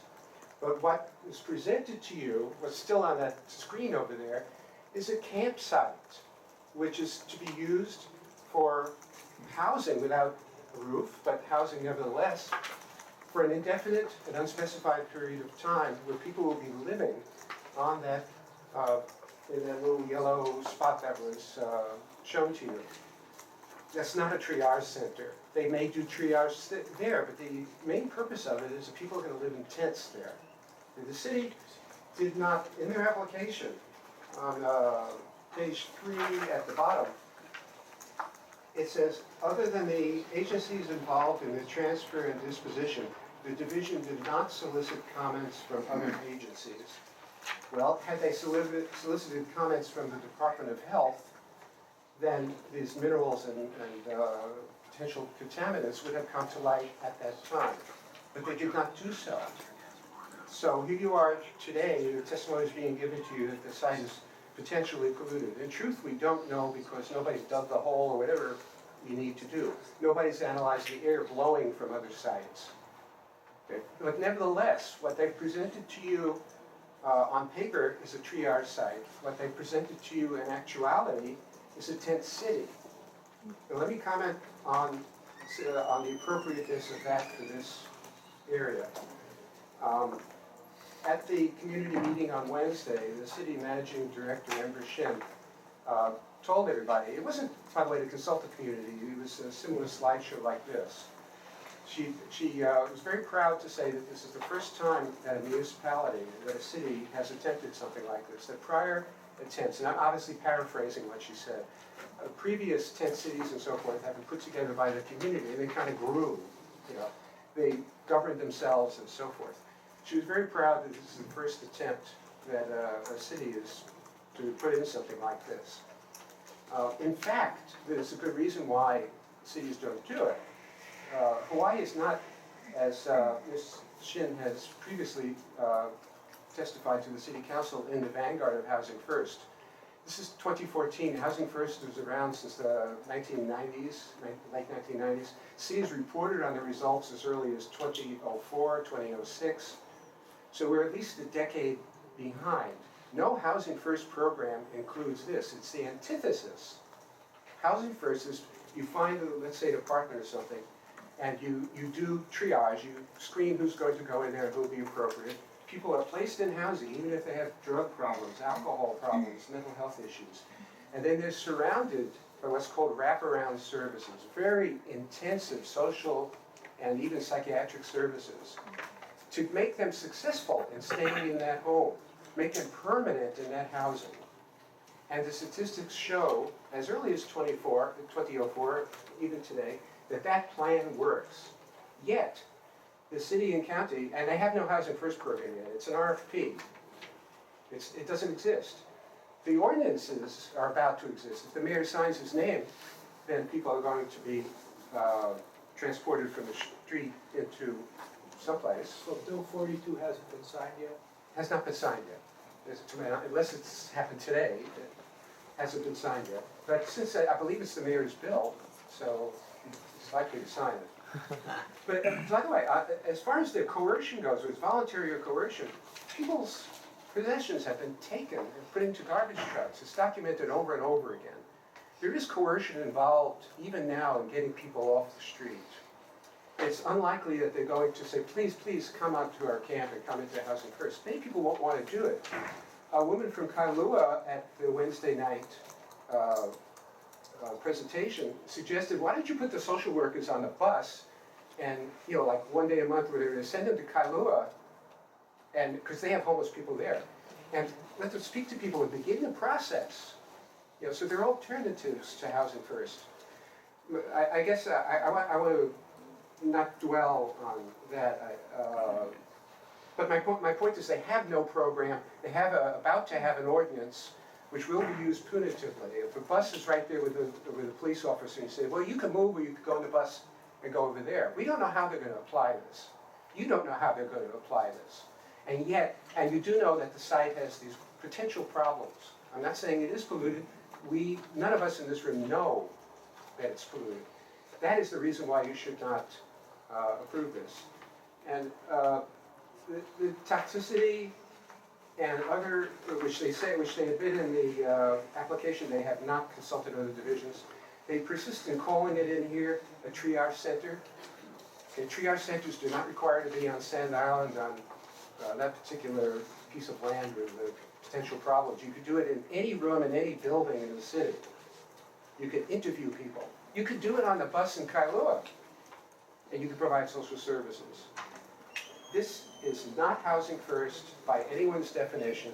The 20% of the Housing First budget that we're going to devote to this comes out of taxpayer pockets and could be devoted to Housing First. So I'm not asking you to make a decision based on social issues, whether this is a good thing to do, a bad thing to do. I'm asking you to reject the plan because it's asking you through misrepresentation to enter into a scheme for which, well, yes, you may be liable for, but it's inappropriate for the state to support this. The state has task forces going on Housing First. Their plan is to put in a proper Housing First program. The state is not proposing on their side to have a tent city. So please do not approve a place where people, pollution on it, if they're on the side of the road, yeah, they're living in all kinds of chemicals and so forth. But the state has not arranged that. They've done that voluntarily. They're choosing to live in a bad environmental place. It's their choice. Okay, I don't know if that's correct. Well, That's your opinion. No, I've spoken to people. It's not my opinion. The parks are closed to them. They have no place to stay. The city ordinances have forced them to the side of the sidewalk. Over and over, people say this, and the ordinances support it. You cannot stay in the park after 10. So where do people go? They're homeless. Again, I'm not here to argue the social service, only the practical implication that the state is making an area available, and it has certain characteristics which may include contamination. The state is joining with the city in saying this is okay and this is something the state believes is okay to do. You cannot, in my view, escape liability for that. But more important, it's not the right thing to do to approve a triage center, which is in actuality a tent city. So, Thank you. Question?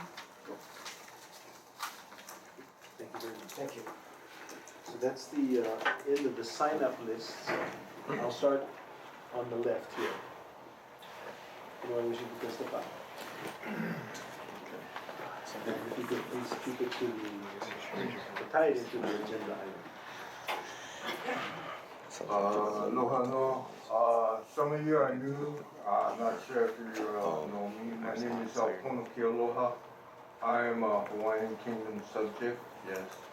I kind of have informed the other people. Mr. Ayala knows me pretty well. I just wanted to give you guys a heads up, yeah? Okay? And especially you, Mr. Ayala. Until Kamanaho Crab's letter is replied to, and I've asked you many times for the treaty of annexation, everything that you are doing is documented as a national and international war crime. By your laws that you are I'm trying to help you tie it to the agenda. So well, this is the agenda, because we have 26% Kanaka Mo'oli that are houseless, and this is our home. So you're opposed to the agenda item? I'm opposed to the agenda because your laws don't belong here in the first place. Okay. I ask you also to do due diligence as far as thinking of these people that you're going to be putting in this little so-called tent city. You're also going to be responsible for that too, yeah. Okay? But again, everything you're doing is illegal. National, international law. You should take it up with your boss. Are we illegally occupied? How did we become part of the USA? Mahalo. Next testifier on the left.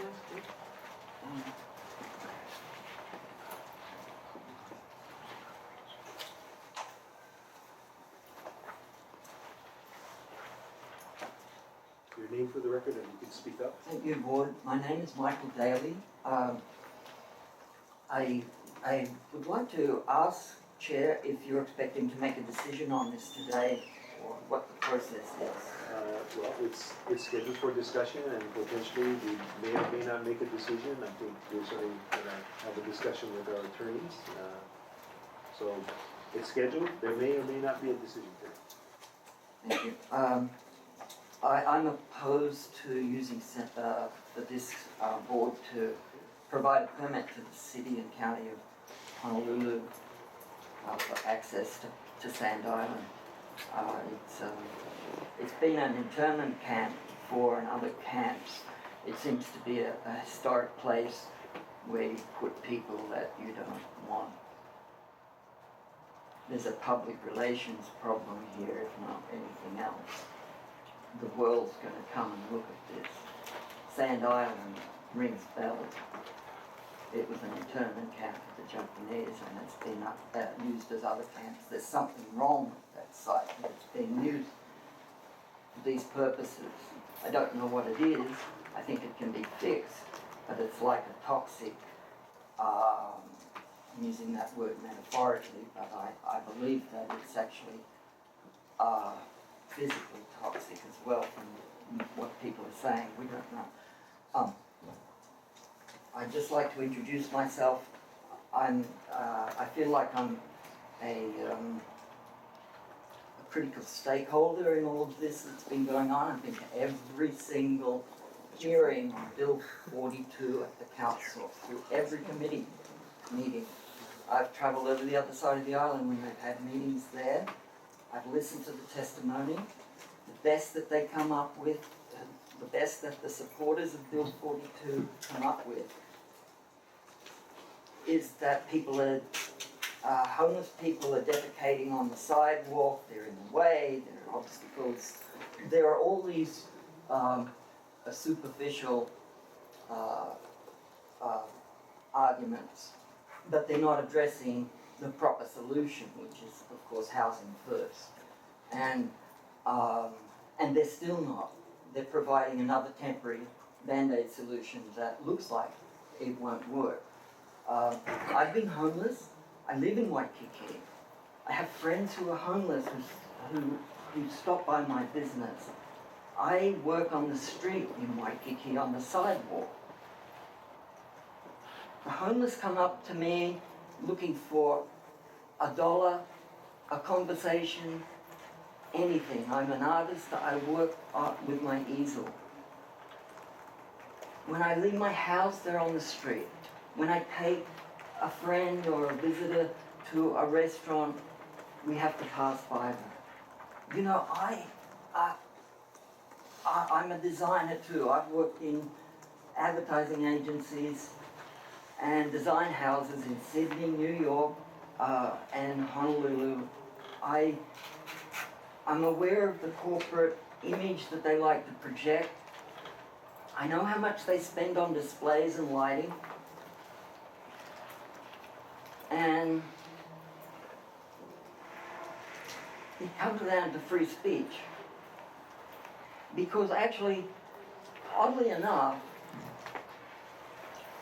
lying down on the sidewalk or sitting down on the sidewalk is a matter of free speech. If you can tie it to the action, because we're not going to debate free speech and we're not going to debate Bill 42 or 43. All right. The only action before the board right now is whether or not to issue a right of entry to the county.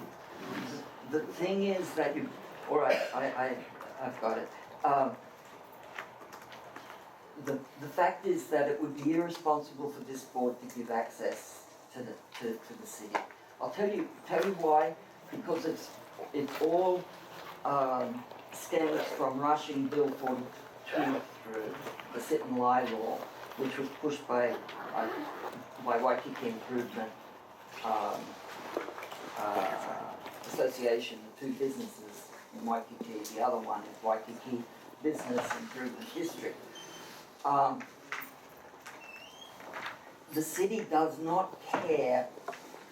I believe that the city does not care if Sand Island is approved or not.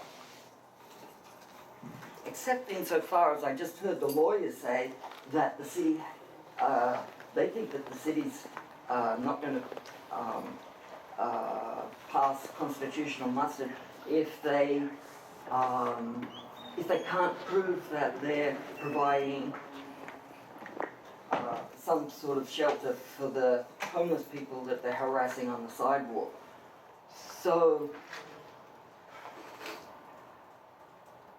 you know why I'm saying they don't care?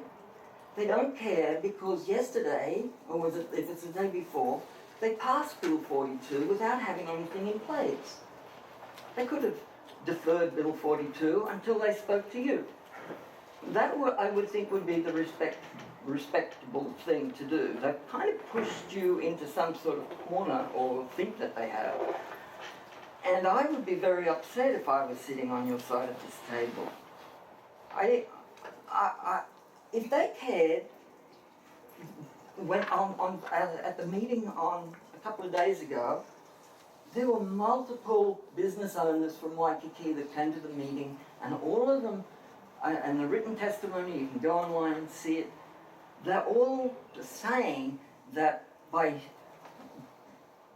disrupting the homeless people in this way, that it's compassionate because it's going to push them to services. You're getting us back into the debate about Bill 42. Well, not exactly. They're making this a facility as a way of saying that they're providing services. And the argument is that we push Bill 42 through, and this is, we care for the homeless.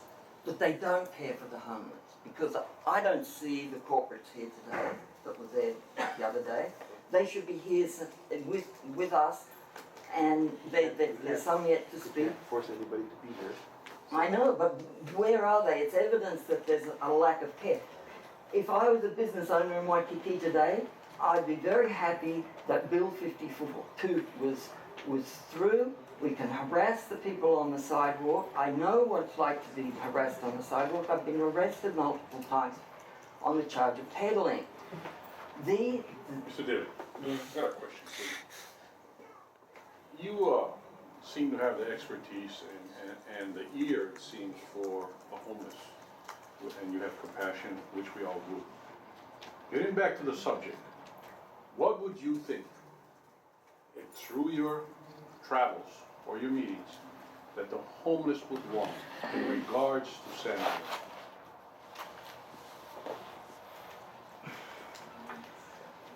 With regard, you're saying, you're projecting that this will go ahead? I'm not saying that. I'm saying to get the feedback from the homeless people of being put into this transitional period or this area of San Island. Let's get back to the subject. Right. What do you think, since you have the ear from them? Well, as far as the Waikiki homeless people, I can't see them traveling that distance. There's only, they're saying. But you can't see. Have you heard anything from the homeless people? I spoke to a homeless people before I entered this building, and I invited him here just to even listen. He has been chronically homeless for 10 years or more, and I see him regularly. I've drawn his picture, and he's one of my friends. He started to come over with me. As we were just talking, he got very angry because he sees this as being... When he found out that they passed a law that makes it illegal to lie on the sidewalk, that's his only refuge in the world at night, the sidewalk. And this person may not have some mental issues, but he's not a drug addict. He wants transitional employment programs. The homeless of Waikiki are not going to travel that far. Others in other parts of the city may go there. It may be a disaster and not work at all, and no one will be attracted there except the gangs. It may be that it becomes overcrowded and people go there. Either way, I just see a problem because of the motive. The motive was to pass 42, not to provide proper care for the homeless. They rushed it through. The motive stands up in a court of law. The motive is there. When this is constitutionally challenged, when I talk about free speech, the public forum, that's going to be associated with Bill 42. Yes, it is. Not with this action. So yeah. If you could wrap up any other concerns that you have regarding the agenda item. All right. I believe that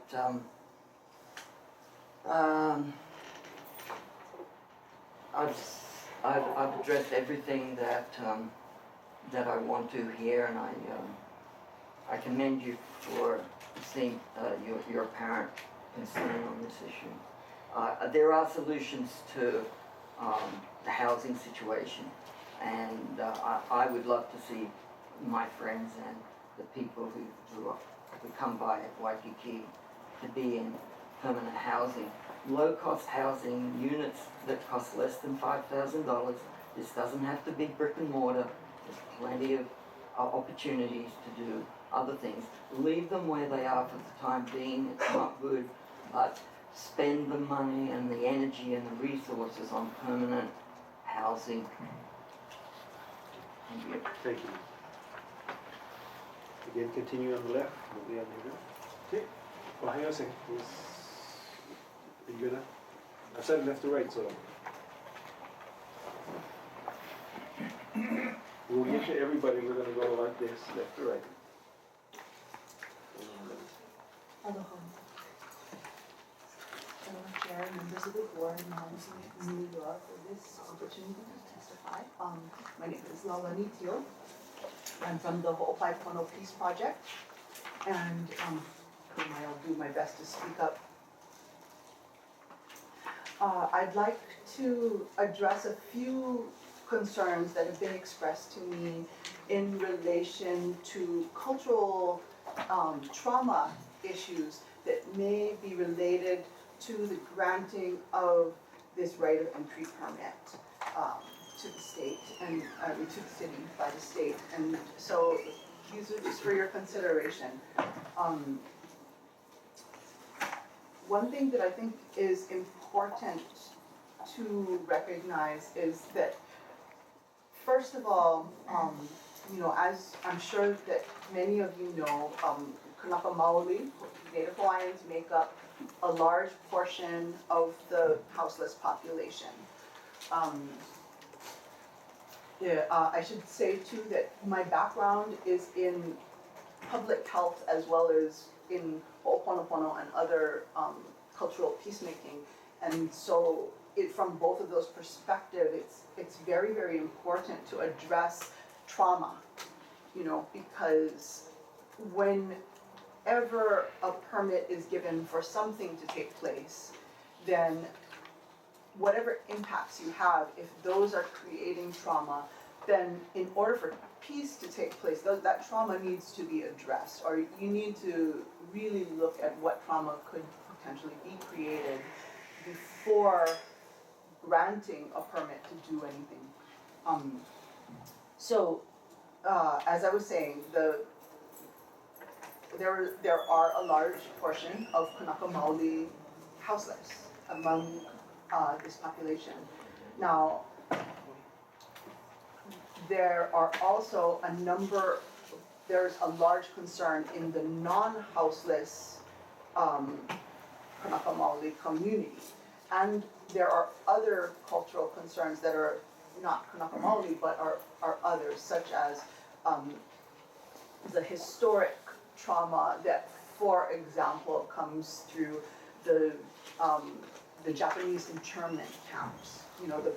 As was mentioned earlier, the Sand Island, whether the exact location lines up or not, the historic use of Sand Island, first of all, as a quarantine station for ships that came in from different places during the kingdom time, where people were held whenever presumed potentially diseased, and much of the trauma that happened surrounding that.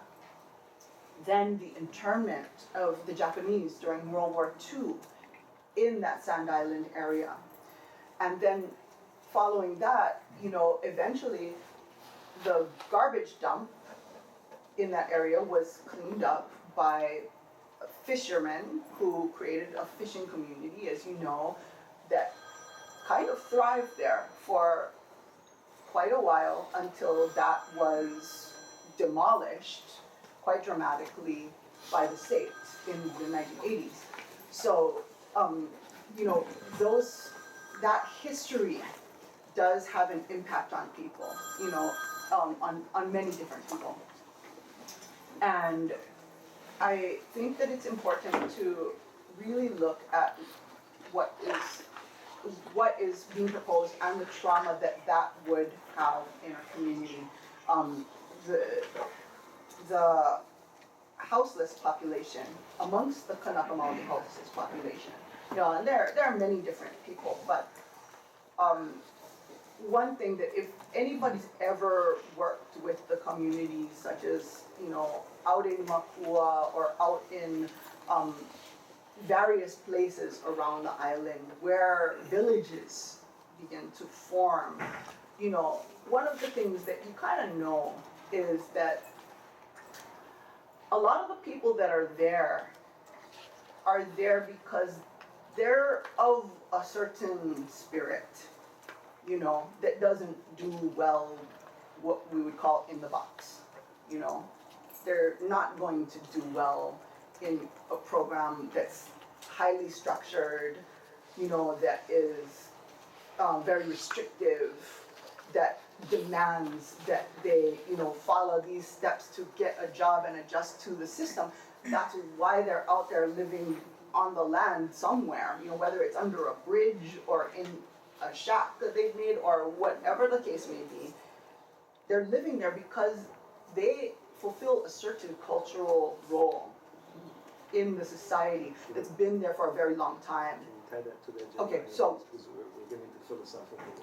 well, the reason is that if you grant the right of entry permit, what I'm saying is that one thing that it's important to understand is that one thing that's acknowledged in the Universal Declaration of Human Rights is the free expression of one's personality. And when that personality is not just, how the person looks, feels, or acts, but is actually tied to a culture and some very old roots, then, in order to stop that completely is actually to destroy a part of a culture and not to acknowledge a certain kind of human right. So therefore, if you create a situation or you facilitate in which, many feel that this right of entry permit would do, if you facilitate a course of action that basically shuts down one type of people, one type of lifestyle, who are not going to get a 9-to-5 job. They're not going to, adapt to a certain cultural paradigm, then, that creates a lot of trauma because you've created a situation in which those people cannot exist. They cannot survive, So that is something that I think needs to be considered. Question for you. So, I follow exactly what you're saying. So, in this proposal of right of entry, right, what do you propose, or what options you think the board should have, or the county should have, or everyone in concern, the stakeholders of this particular area? What would you propose, or what would be your options? Well, I'm assuming you're opposing to this. Yeah, I definitely do think that there needs to be some very serious consideration of of these issues of cultural trauma, yes.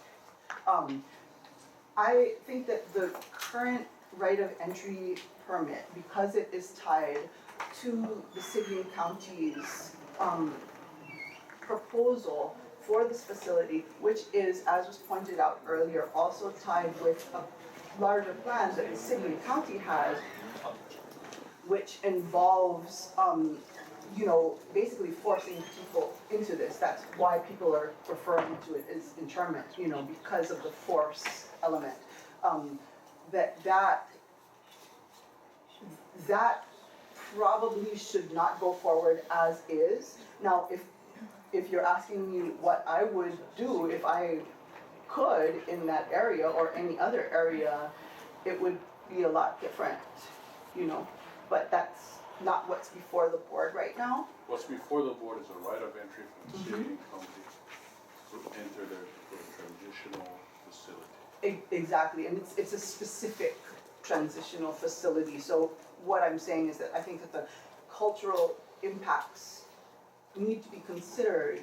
That you folks need to have the information to be able to consider the cultural impacts that are part of this picture before granting such a permit. When you say cultural impact, are you referring to a specific group? Is it a Hawaiian cultural impact that you're alluding to? As I said, I think that there are a number of cultural impacts, and they're not only Hawaiian. My expertise personally is in Hawaiian culture. I work in the Hawaiian community, trying to improve dialogue and helping to articulate matters. So that's what I'm here to do today. However, I do want to emphasize that it is not only Hawaiian culture. It was actually that area originally, way back when it was a quarantine station, even before the Japanese internment camps. It was a quarantine station, and at that time, there were questions over, who was allowed in, and why did people think that they were diseased or not, and so it was for ships coming in, but it wasn't necessarily, a lot of that was based on economics. So even Americans have, and others from other places, Portuguese, other people also have, have historic ties that go to that place, and so that I just wanna say that there is cultural trauma that is not just Hawaiian culture as well.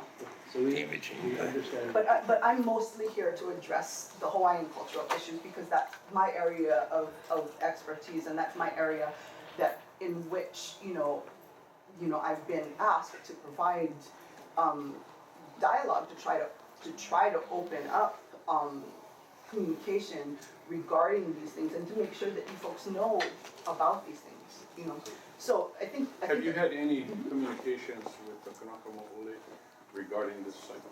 Yes. And they are what? Well, certainly we have many, many Kanaka Maoli, and there are many different viewpoints. However, within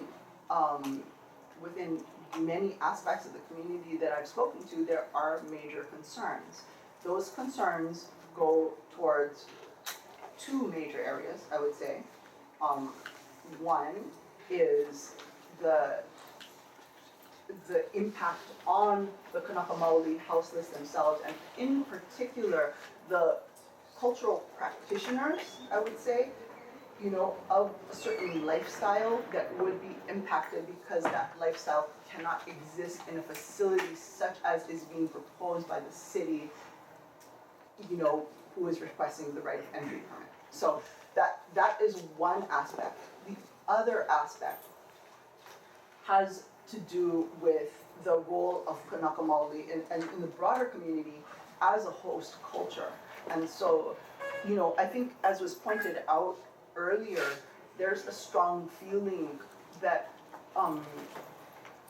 that many, as a host culture, that there should be an ability to take care of people.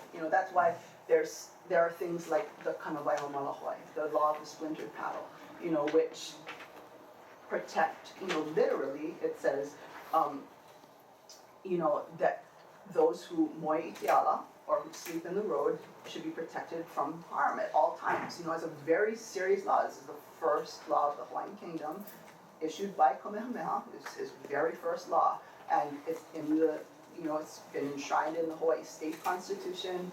It's certainly never died, and for many people, it's a very, very important cultural principle, as well as one that also addresses a broader array of human rights that now are internationally acknowledged.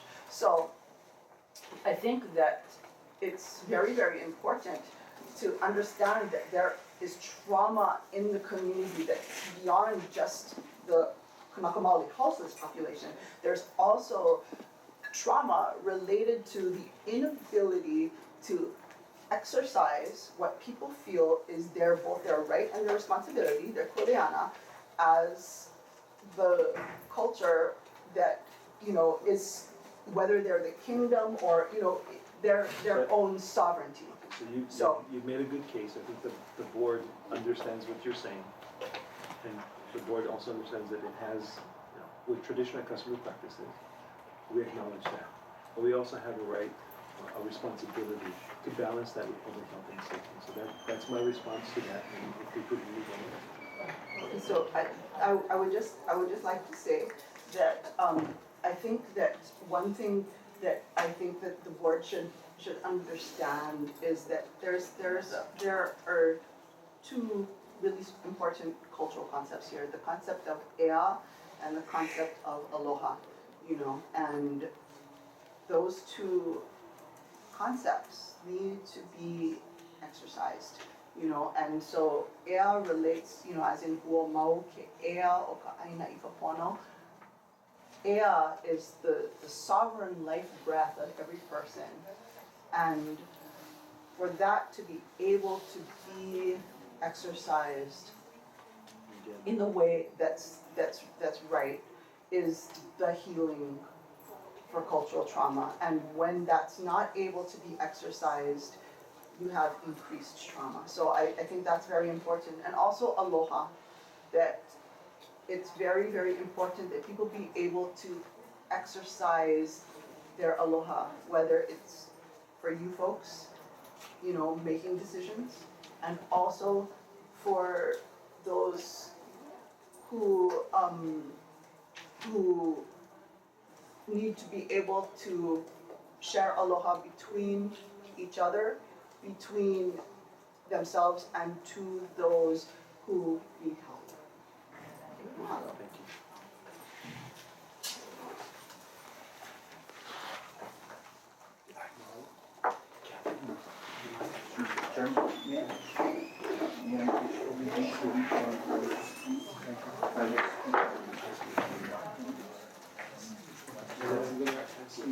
Again, I will keep it, we're not gonna debate the homeless, philosophical, the homeless issue. If you can keep it to the agenda item, you'd be very kind. Well, the way that you are is that over there, just in case. So, we're not gonna debate international. No, no. None. Seems like our Yeah. Good morning. My name is Rico Martin. Sounds like And before I say anything, I had an uncle who passed away last year, who was homeless in Kaka'ako. He was a legislator, and his fight was to die with dignity. I don't know what he would say if he were here on Kuchigi. I'm sure he would have something to say, so I will do my best. Being homeless and living on Sand Island at the age of 15 years old. Even his own family would not allow him to come to the family house.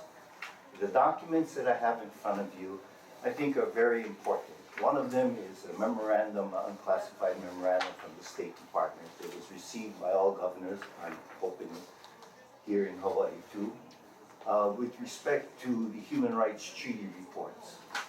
And on the first page, one specific important thing is that it's saying that it's important because the implementation of these treaties are at all levels, even the general public. It says here, I'll just read it briefly. For example, one of these committees expressly urged the United States to make government officials, judiciary, federal, state law enforcement officials, teachers, social workers, and the public in general aware about the responsibilities of the state party under the convention. Because implementation of these treaties may be carried out by officials at all levels of government. Okay, just to give you something to stand on. Okay, you know, you have something to stand on. As I have come to know it, the treaty is the supreme law of the land.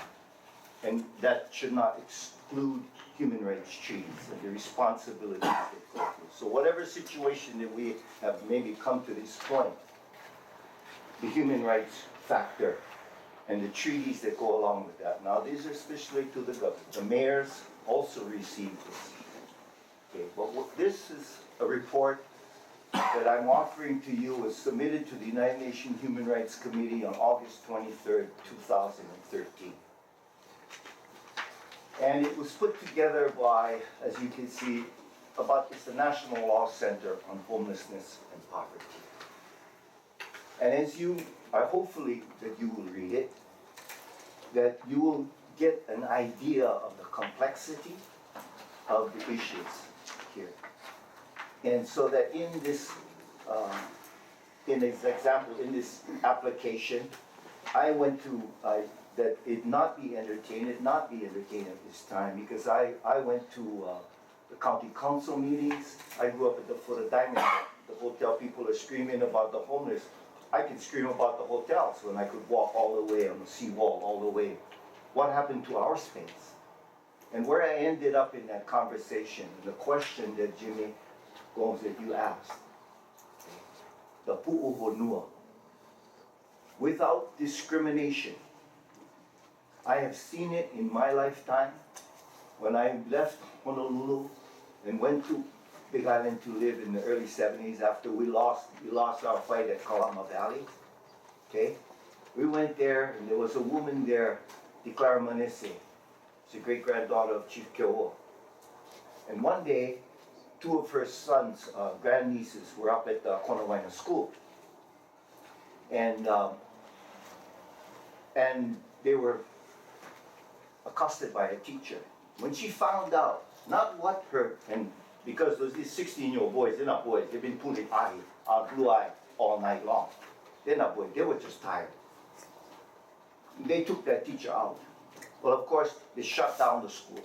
But when she found out why the boys had done this, okay, no, well, what she did was she pulled all the Hawaiian kids, every Hawaiian kid out of Honolulu school, and brought them down to the Pu'uhonua now, where I was staying. In the first pili hale that was built since the time of Captain Cook, other than what you had in the park. Okay? And I mentioned this at the county council, Pu'uhonua. And this is a serious thing. Okay?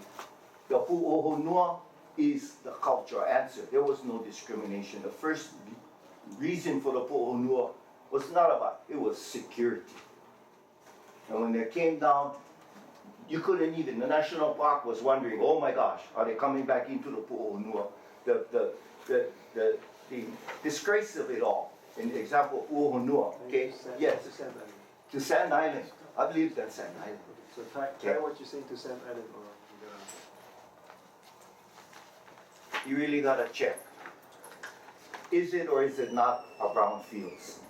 Has a responsibility over Hawaiian homelands, right? Okay, has to be something.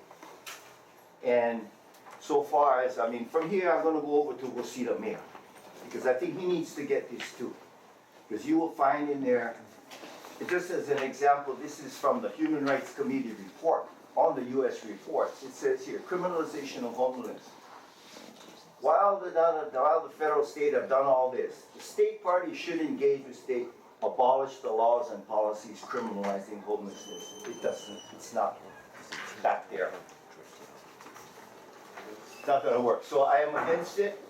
I think in the future, Chairman, that the idea of whether it's on private land, if we had private land, yeah, we make our Pu'uhonua. And the rest of it can stay out. We make our own rules. It was very, very clear in there. The family knew were there, they had there. And they went there for the safety. It was not about books and things, it was about safety, survival, and taking care of family. All the family. Okay, so thank you very much, and I hope you enjoy reading that, because that should make you strong to know, because it's a huge, huge issue. Okay, Ma. Well, we have might have some contested case hearing requests. I know I have one, it seems like somebody might have one, so I can maybe I can comment, provide my testimony, and or provide an opportunity. so if you want a contested case, say it verbally now. Yes, I do. Anybody else want a contested case? Okay, say it verbally now. Might be able I request a contested case hearing on the subject. I request a contested case. Okay, now follow up in writing, okay, within 10 days. If you want a contested case, follow up in writing within 10 days, okay? All the folks, okay, so land division is gonna follow land division to get all of their names. Okay, so before you leave, make sure that Barry gets your name. Okay? I'm here. And then make sure that you file the proper forms, and we can go on with that. Okay, so I'm gonna, again, go to the left, Arvid. If you two names speak up and you keep your testimony to your doesn't help anything. Thank you, Chair Myla. Members of the Department of Land and Metro Board of Directors. I want to ask a question first of all, Chair. Are you a 7-member board or a 6-member board? Does the AG We're a 7-member board with 1 member that's not in attendance today. So if you have a 3-3 split, then you would either have to kill it. There's a 3-3 split, it's a non-action. Non-action. You can't bring it back again, or you could. That's a question for an attorney. Can you tell what your name is? I missed your name, sir. Mr. Rory? Rory. Rory. My name is Arvid Youngquist, sir. Okay. Previously, I was a member of the Kalihi Palama Neighborhood Board, a board in which Sand Island lies. I am against this permit request mainly because it's for immediate occupancy. I believe the question was asked by Board Member Gomez about the area in which the ramp, the asphalt material will be covered, about 10% of the permitted land mass. I believe it should be made a requirement that it would be 100% in concrete. That's a minimum. I'm still against this proposal, request by the city and county, because of its two proximities. One is the viaduct leading up to the airport. The homeless people are there. There have been 2 bodies discovered there in the last 2 years. And those people, homeless people, they have to forage for supplies and food. Now, there is a hiking distance from the proposed location of this conceptual layout. A healthy person with a nice hiking boots or running shoes can walk all the way to the airport. 18 years ago, I was a volunteer at the airport, USO. I was told, and I did witness many problems with squatting, and I was told there was panhandling. Since this is a voluntary facility that's being considered, and it's 24 hours, 7 days a week, people can come and go as they please. And if you can revisit the point that was made, you're only going to have 1 guard at the shack and 1 roving security guard. I used to be a security guard myself. You need at least 4 minimum. If you want to be safe, you need 100 or 40 if you're going to start with 40 people from Waikiki. If you approve this, you're going to have to approve a facility that would have to provide the need of the rest of the island and to be housed in Waikawa, in Pearl City, and there's one more area, because the bill being recommended by Councilmember Ramen covers 5 additional council districts. That's downtown, Chinatown, Kalimoili, Ili, Kailua. Do some of you live in those areas? That leaves only 3 council districts not covered.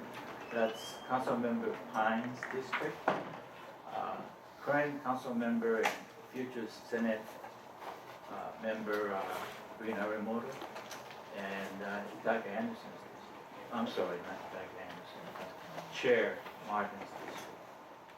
If rest of the council districts want the sit-and-lie laws to apply to them as well, is this new bill. Then if they get it approved, like they got the rest of the bills approved, then their homeless people are going to require the same. And hopefully they're not all going to be sent to San Island.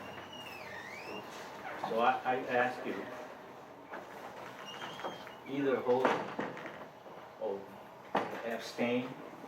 If you abstain, enough people abstain, then you're going to have a 3 abstention. I noticed that there are at least 2 people with some reservations. Some people may feel that they're being pressured, stampeded for some reason.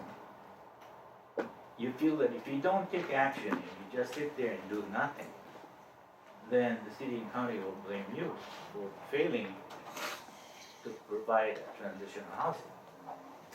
So I'm not going to pressure you to make that decision.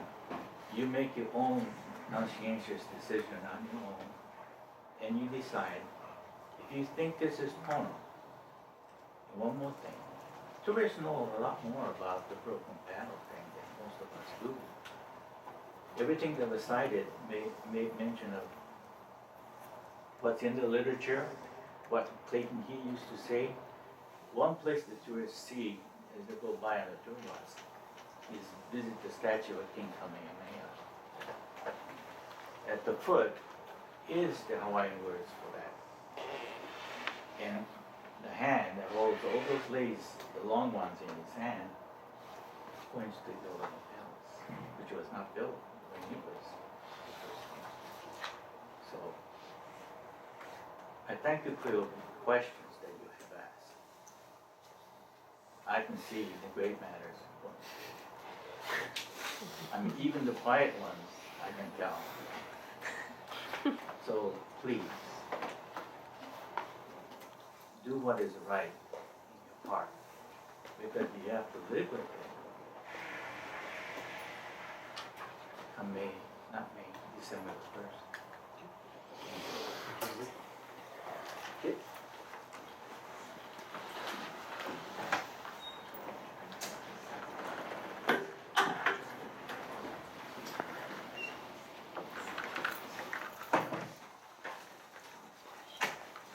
Probably make sure, I don't know if you requested a contested case, but make sure. I did. that- Thank you, Chair.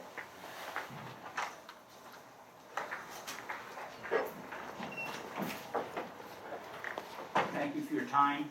I know how boring these meetings are. It's just as boring on our side as it is on your side. But, so I'm gonna stick with just some points. Your name? My name is Don Crescimano. I'm a physicist. I graduated from the University of Hawaii, graduated with honors. I've been homeless for about 3 years now. I've got a company that's planning to build secure shelter, because that's what a homeless person needs. He doesn't need to be supervised. He needs a safe, secure place where he makes the rules. That's what all you have. That's what makes us Americans. That's what makes us comfortable. So let me get on with a few things, because there's been some misstatements that are made here. Susan Wagner spoke a couple of days ago to the legislature about the Housing First program. And one of the things she said was, let me get this right, sidewalk ordinance laws just do not work. The cost of administrating them is much higher than the cost of providing housing. Another one of her statements was, when you cluster everybody in a compound, whatever you want to call it, you create an instant ghetto. Because you do have a drug dealer, and you do have a person who is mentally ill. And they influence the other people. They're not as bad off. So don't create a ghetto. Housing First is to put people in individual, permanent housing. I've got her phone number, if you'd like it. The issue has come up about the contamination of Sand Island. Since there's a lot of white hair here, you may remember back when Sand Island Dump was on the front cover of Time magazine, many, many years ago, 1970. A photographer, Ralph Nader, came out here and just did pictures of trash dumps. And for some reason it was picked. He put it on Time magazine. And you can still hear echoes of that uproar. That's the Sand Island we're talking about. Has the city got an NFA letter from the EPA? Who could speak for the city? Okay, so you can bring it up in the testimony. An NFA is a no further action. The reason I know this is I applied to put a building on 357 King Street in conjunction with the Housing Committee. It was turned down because there were leftover pellets of macadam, tar, the stuff you make road out of. So anyone in this room that decides they're going to cover it over, it's an instant failure as far as the EPA is concerned. So you wonder in this assessment how much real thought has gone into this. Mr. Stanley Roeck, you hit the nail right on the head. The mayor has realized that he's not getting anywhere beating this mule with a stick, so he threw out a carrot. He threw out a carrot that you have to provide. Because that was done right before the vote to kind of ease everyone's conscience about taking people, or having justification for taking people off the street and putting them in a compound. They're talking about security in a guard shack. I may be wrong on this, but about 13 years ago, the aluminum on the rails of the bridge that you've seen in the earlier pictures was stolen. It wasn't reported for about 2 months. That's how much security Sand Island has. FEMA has just changed the rules on where you're allowed to have habitation with reference to the high tide line. That was since Sandy's, so they may not be up to date on that. I lived on Sand Island. I was in the United States Coast Guard when I came out here in 1966. It is a not desolate place, but it is a hard to get to place. The rules, and we're looking at the rules for building homeless housing. They say things like you need to be within a quarter mile of grocery stores. You need to have restaurants in the area. Where are the restaurants? Where are the grocery stores in that location? Most of the people we've been talking about are kapuna. They can't haul bags that far. What's the number of the bus that goes down Sand Island Access Road? Does anyone know that? Yes, there is. It's a number 10 bus. It turns at the Marine Hardware store. It used to go all the way to the end. Okay, it was discontinued because they didn't want people occupying Sand Island Park. The easiest way to cure that was to cut the bus off up about where McKesson is. It worked. They talk about a shuttle bus. A shuttle bus works great from the airport to Waikiki. A shuttle bus works great from a neighborhood area to take kids to school and then go back at 3 o'clock and pick them up and bring them back. What the mayor is proposing is some quote-unquote shuttle service, and when he doesn't even know he has a number 10 bus, it could be extended about a mile. We really have to wonder how much thought has gone into this process. Jun Yang, and I talk to him often, thinks that this is a plan. And on the surface, it appears to be a plan. But has it really been thought out? Has anyone here had a heart attack or a stroke? Okay, what do you think the difference in a heart attack and stroke of a 40-minute ambulance ride is? They're talking about taking the worst people that need this program the most, the physically handicapped, the people that are hurting, and then they're going to move them probably 30 minutes or 40 minutes further away from Queens Medical Center. Does that make sense? Are we trying to kill these people or are we trying to help them?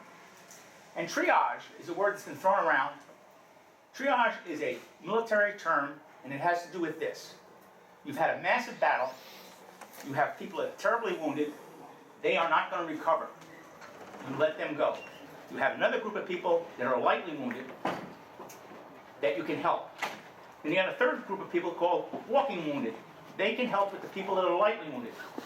You can save 2/3 of your force. So what they're doing is they're focusing, and I'm not being hard-hearted about this, but they're focusing all their energies on the people least likely to survive.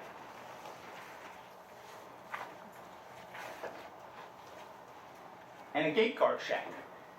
That sounds good. I was at Next Step Shelter, and let me tell you, the guards were the worst criminals that operated there. And I say that because I watched them steal and take the poorest people in town. I saw them take their property. Lynn Bailey, who works over at the health department, her phone number is 586-4353,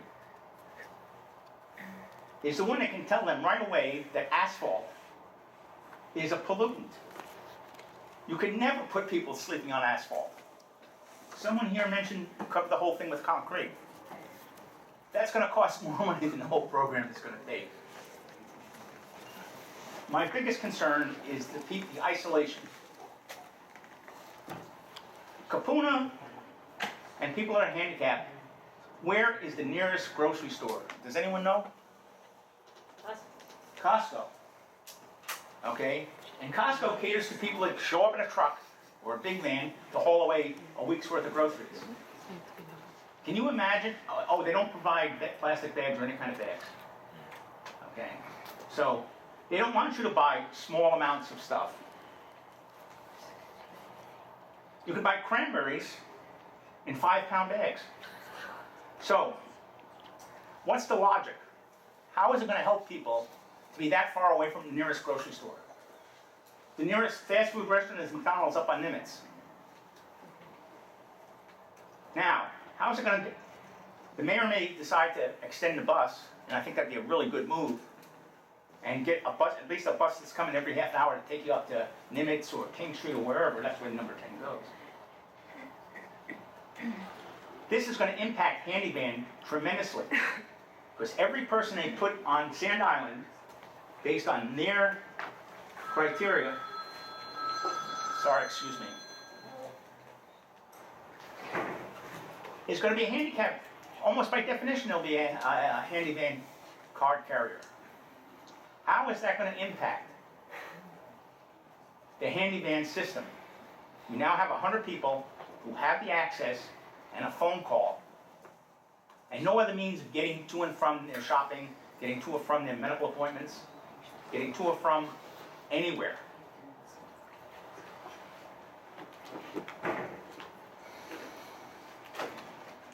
I've been a resident manager in buildings. I did it when I was in college, and I've done it most recently. You really have to address the needs of the individual people. You can't categorize them as somehow this is what I'm going to give them. You have to accommodate their needs. And this site does not accommodate their needs. Like I said, the mayor's plan of using a stick to beat the people out of Waikiki didn't work. So right before the vote, they come up with a carrot. Only it wasn't even his carrot. You are the guys that got to put out the plan. And I think this plan will fail miserably. In designing buildings for the homeless, our criteria is attractiveness. If it's not attractive, nobody's going to go there. Not you, not a homeless person. Yes, sir. Question. In your expertise, as you say, in building homes for homeless, what would be a cost factor? Okay, right now we're looking at shipping containers. My architect, Jim Schmidt, is the top overall architect in the state of Hawaii on this island, excuse me. He also builds on the other island. He couldn't be here today. What they really want is security at night and safety, and a place to keep their stuff. A 45-foot shipping container gives you 360 square feet. They can be purchased in excellent condition for $3,000. Now there's a lot of amenities that need to be added to that. There's safety considerations, and we're looking into them, and we're covering all those bases. But most of the homeless, single men. Excuse me. You said you can purchase 45, not 40 footers, 45 shipping containers for $3,000? 45-foot shipping containers. 45 foot? $3,000? Yes. Are you serious? Yeah. I'm sorry, did I just say it? I can't even buy it. What? I can't even buy these containers. Where I'm from, I'm buying containers that cost $6,500 for a 40-foot container. Are you buying them from Francis? Who are you buying them from? Yeah, there's a couple people on the island you can buy them from. Serious? Yeah. No, they offered us a price of $8,500. If they got a small little dent in the corner of it that doesn't affect the internal part of it, you get it for $2,000. So then, all right. So, well, so you want, I want to put a homeless guy in a 45-foot container. What would it cost? I can talk to you later. Okay. Get back to the subject. Let's get back to the subject. The subject is about $3,000 for the raw cost of the container. Then you have your another $2,000, $3,000 for the bathroom. And that's the amenities that you want to put into it. Ventilation is very important. Safety is very important. Although it's not pertaining to Sand Island, but I'm just curious for future comment on this. Thank you. The point of the containers is you have private security. You determine when you come and go. And you're sheltered from the elements. I could go on, but you need your time. And I'd love to talk to you, Jimmy, and I'd love to talk to you afterwards. Thank you. Thank you.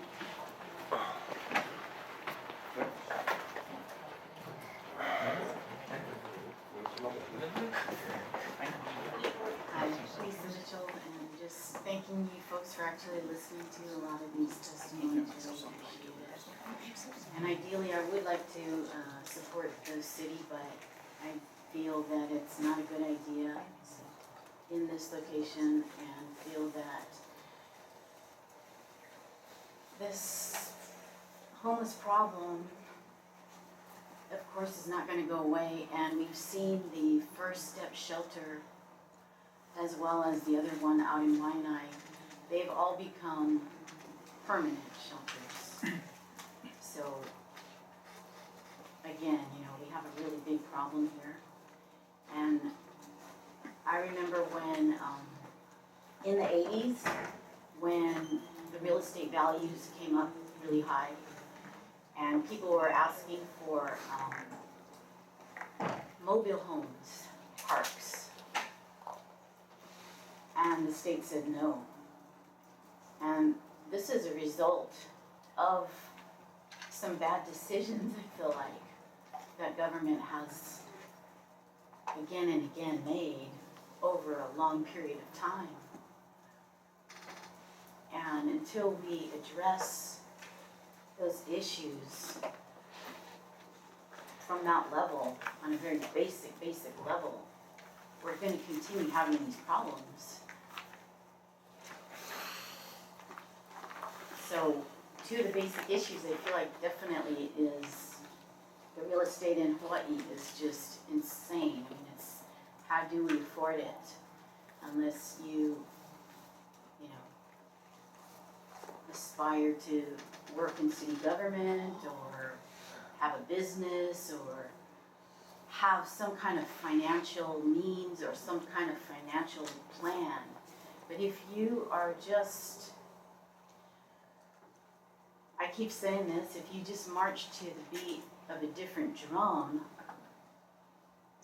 you don't have a place to live. And this is really a very sad thing, especially here in Hawaii, where we're supposed to be the Aloha State, where we had places like City of Refuge, where everybody did have a place to live. So, of course, what some of the Hawaiian community is talking about is, and what I see, I mean, blend the two together. Okay, so nobody's asking you to give up your home or your private property, but there is public property that can be created in a different way that can utilize space a lot better. I've been trying to talk to people about when you look at a parking structure, you have all these different levels of parking, and people have mobile home parks on the mainland. So if we had something similar, you don't even need a vehicle. People are already living on the sidewalk with nothing. If each person had an individual little parking space in these parking structures that you could put potted plants, have a little bit of lighting, compost toilets, some kind of water for showers. There's solar bags. There's other ways we can go about this if we look for different opportunities, different solutions. Lisa, can we keep back to the agenda, because that's really not within the power of the board right now. We're discussing whether or not to issue a right of entry and lease that county. The good side to this, what the city's doing, is it's opening up a huge, bigger discussion that needs to be looked at. And if you folks are willing to provide some kind of space in a way that is positive, because there's so many people in need of basic housing. And I suppose, on the good side too, if the city is willing to allow a more creative encampment, or whatever you want to call it, as well as the state allowing that too, then there might be possibilities for that. So I would respond this way to your question. If there's any organization that came to us with a well thought out financed project, we certainly have land available. So we certainly, I think, would bring something to the board because we do want to help with the overall issue. But somebody has to come to us with a credible plan in a place where we have land, and more importantly, in a place where the neighbors are going to accept. Okay. So that's just out there for anyone. You got a plan, you got a financial means to come with that plan, we will certainly consider it. Appreciate that, and I just want to bring up again about the federal property, federal housing. There's a place called Little Makalapa that has homes that are huge, two-story homes that are very dilapidated near Radford High School. And probably the infrastructure is there, and that's one tiny piece of land that hasn't been looked at. And I understand that the Army on Schofield, Wheeler, and Fort Shafter are supposed to be downsizing. If the state of Hawaii could support those efforts, that would open up huge amounts of housing, as you would already know. There are other state agencies as well as the county whose responsibility fully is to look at those things. Not this board right now, but certainly I think the city has heard your suggestion and will look into it. Saying yes, and shaking says yes. Okay. So appreciate your willingness to listen and be open to more suggestions in the future. Thanks. Thank you. Okay. We finish going this way. Anybody?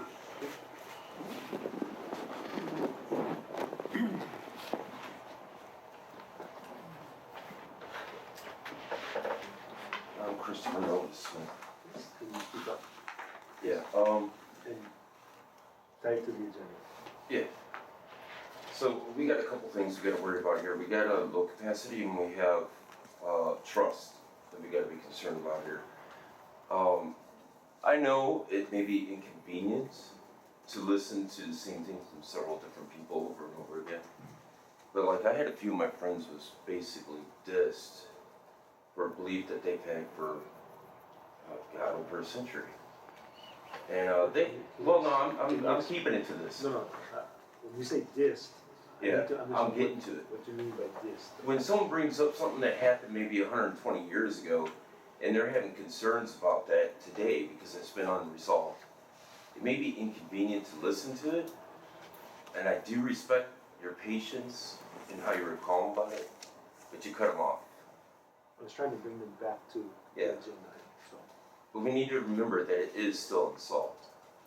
It's 300, see, when they bring it up maybe 3-4 times to you guys, personally from them, they got to deal with it for 365 days a year, right?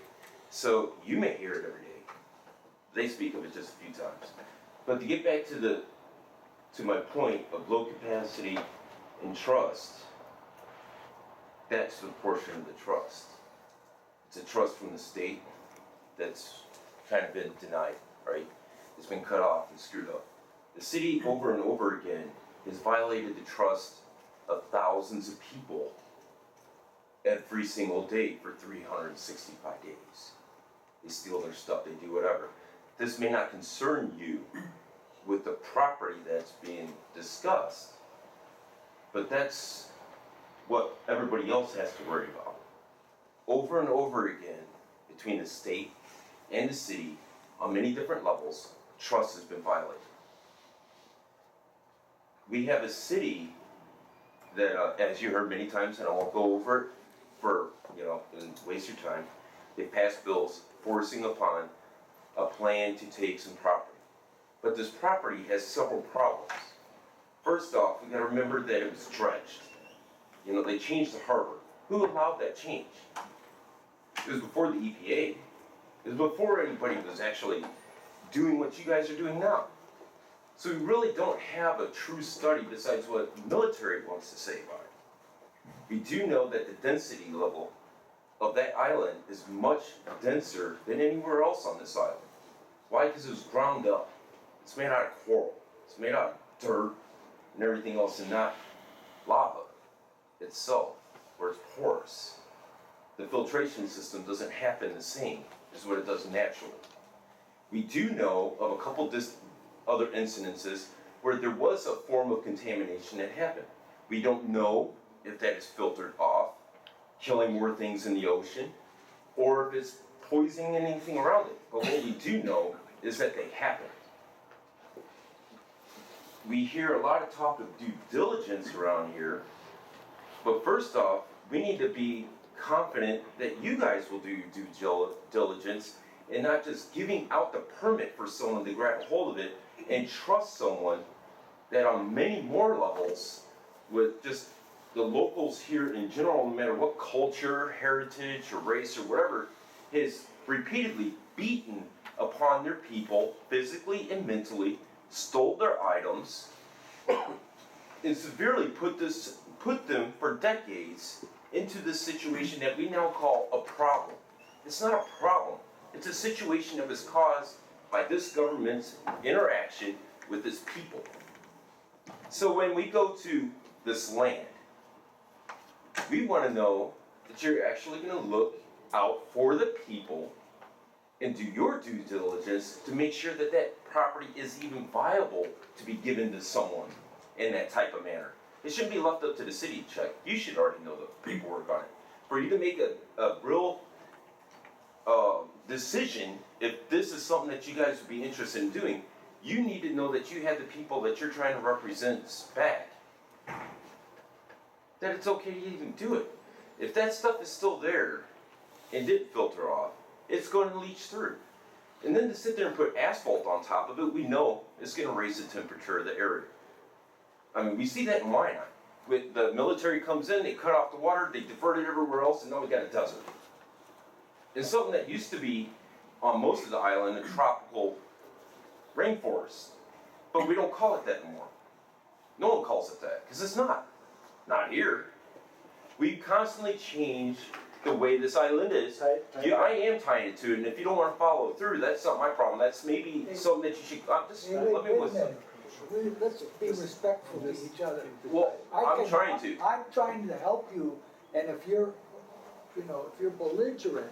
I'm not being belligerent yet. I'm trying not to. Well, that's fine, and I'm not either.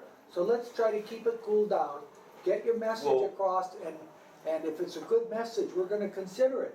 Well, like I'm trying to say, is we know for a fact that this government has changed this land, this island specifically, over and over again. It has changed it in a manner that has been detrimental to our environment and to the people here. And one of those areas is that Sand Island. That Sand Island was used for many other situations for other cultures to hold them prisoners, to control them in one way or another. And when a culture that has more right than anything decides to use it and gets kicked out of it, and today, now we're talking about opening it back up, but here all this other damage has happened to that area. I would like to know if you guys are willing to do your due diligence before you actually make a decision and say, let's do a study, make sure that this is actually viable to even do before we could potentially create more harm on the people that's around here. You know, putting asphalt there, having someone sleep on asphalt is a big difference to sleeping on sidewalks. Most of these individuals slept on grass, but they were kicked out of it. Now they're kicked out of the sidewalks. Now you're putting them on a parking lot with tents. The city and county, I've asked twice now, and just the other night, really got into it about where this money is going. And that's where the trust portion that I was talking about also comes in. And I won't go into that because it doesn't pertain to this, but just to give you a mindset of where some of us are looking at. It was a $500,000 project. Became $3 million. Then they released saying it's $6 million. It's $6 million for 100 people. It's only for 100 people. We have 9,500 people that's homeless on this island. A select 100 is going to cost $6 million to provide them a tent on a parking lot. Does that make sense? No. So when I ask the question of, how much is this costing? Well, it's $25,000 per person. That becomes $2.5 million. We'll just give them another $500,000 because that's what the original project was, and said they just want to spend whatever for it. We still have $3 million missing. The city and county was told that it was $16.9 million that they need for their Housing First project. But they were giving $47 million to these people. That's not gonna happen. I'm getting right to it. Just give me a second, I'll be done with this, okay? When they were given $47 million, plus they're giving another $5.5 million more than what the projects were actually asked for, now we have to understand, where is this money coming from? Well, it comes from the federal government. And as we know, we can't use city services with federal money, back and forth, correct? So this program sits because there's no operational cost for it. Nobody's wanting to provide the money to operate this program. So as we spend $6 million with the property that I'm pretty sure nobody has actually assessed yet, if it's viable enough, if it's good enough to treat other people that live there. And just because you say certain individuals may be on that type of scenario, you as our government or body should not allow something like that if you know it's not right, okay? So when we know that that much money is being spent and they don't have an answer for it, then we know it's for a project that doesn't have an end date because it's not able to start yet, and there's no plans to start it yet besides continuing to talk. We know when it's a bill that's caused this situation to fall in your laps right now. We know when it's an island that needs an environmental impact report and to be tested to find out if this is legitimate. I would like to know that I can trust that you guys will say no to this until those questions could be answered, especially what pertains to the island and the safety of our people that's on there. Thank you. Anyone else on this side?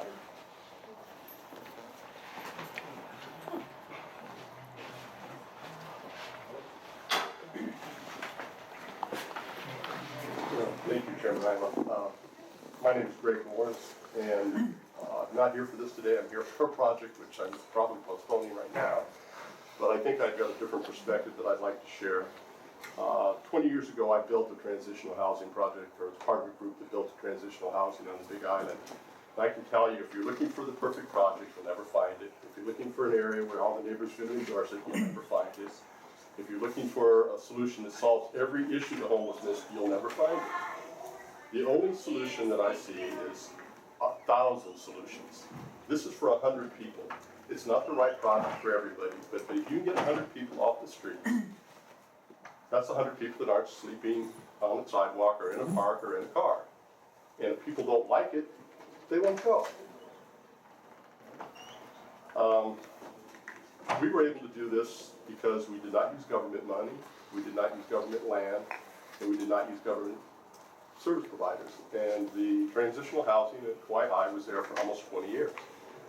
And we served hundreds and hundreds of families and individuals who otherwise would have been sleeping on a park. I would support the application of the city and county to use it. It may not be perfect, there may be problems, but for every time that you do a project like this, you're going to learn something new, and the next project will be a little bit better. This is not a prison, you're not forcing people to go there, so if they're not happy, if they don't like the area, if they don't like the lifestyle, if they don't like the guard shack, they don't have to go. I'm not here to support what city and county may or may not be doing, but I just wanted to share my experience. Thank you. The Hawai'i project was pretty good. Yeah, it was. I recall when we built that project, I was doing a presentation to a chamber group, and one of the guys in the back was laughing because basically what we built were plywood tents. Yeah. They were 8 feet by 16 feet. And they each had a toilet, shower, and they each had a microwave. And we built them for under $20,000 a unit. And one of the guys said, "Oh, they look like chicken coops," and they started laughing. And our service provider was Catholic Charities. And Carol Ignacio, a wonderful woman, stepped and said, she said, "I'm going to tell you a story." She goes, I'll tell you about one of our clients. Her name is Mary. Not a real name, but we'll just call her Mary. For the last 8 months, Mary has been sleeping at Spencer Park. with her children. And for the last 8 months, Mary's been raped every night. And she never cried out because she didn't want to scare her children. And if you can pick up 100 people like that and put them someplace safe, then I say do it. Continue on this side.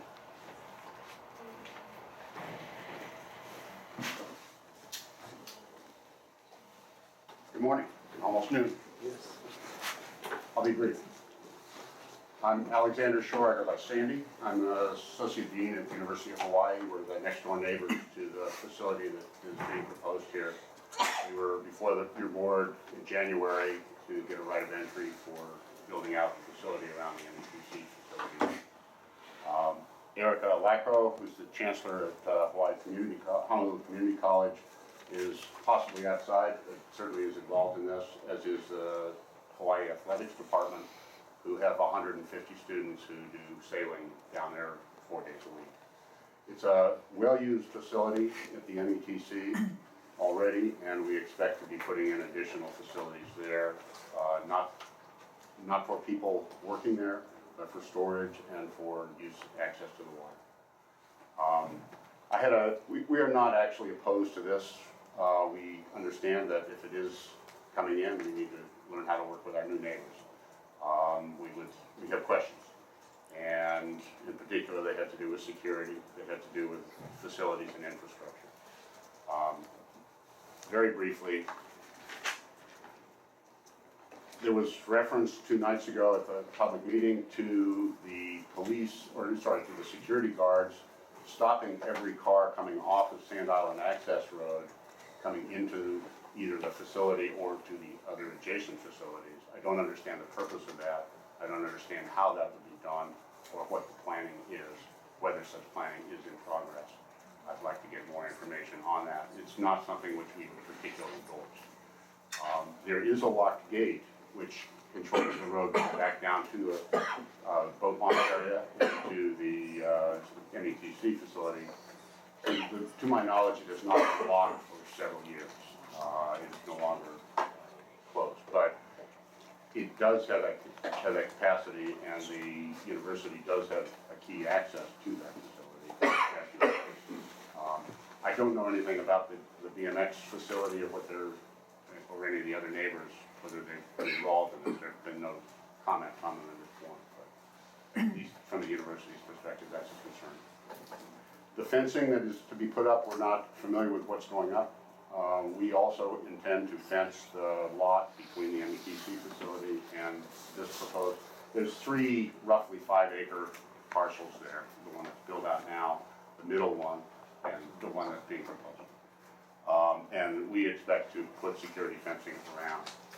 We understand and see that there are people living under the kiawe trees on the facility that we're going to be building out already. And we don't really know how many. We don't know the impact that this new facility will have or that our impact will have. We are doing an environmental assessment. It's just begun. We have 2 years, as you recall, to prepare to use this site, and we expect to be doing a fairly detailed environmental assessment, archaeological assessment. There was an environmental impact statement done here in 1992 that I assume that many people here have referred to when they're looking at the contamination. It's not detailed information in that, but it's posted on the, it's available for anybody. Basically, those are the issues that we have is access, security, understanding the relationship of the new facility with the existing people that do live there. There's people that live overnight in the boat launch area. There's people that live under the kiawe trees. How the 2 security guards that have been identified, which is about $250,000 a year. They pay the same rates we do. About $100,000 to $150,000 per guard for 24/7 security. That's a fairly expensive thing to do, and that's not very much security. That's really all I have. I just wanted to make certain that you understood that we do have our concerns, but we are prepared to be good neighbors, and we'd like to be kept informed. Any questions for everyone? Thank you very much.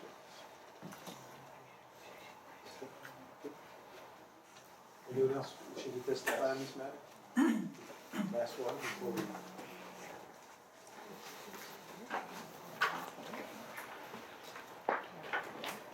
Dan?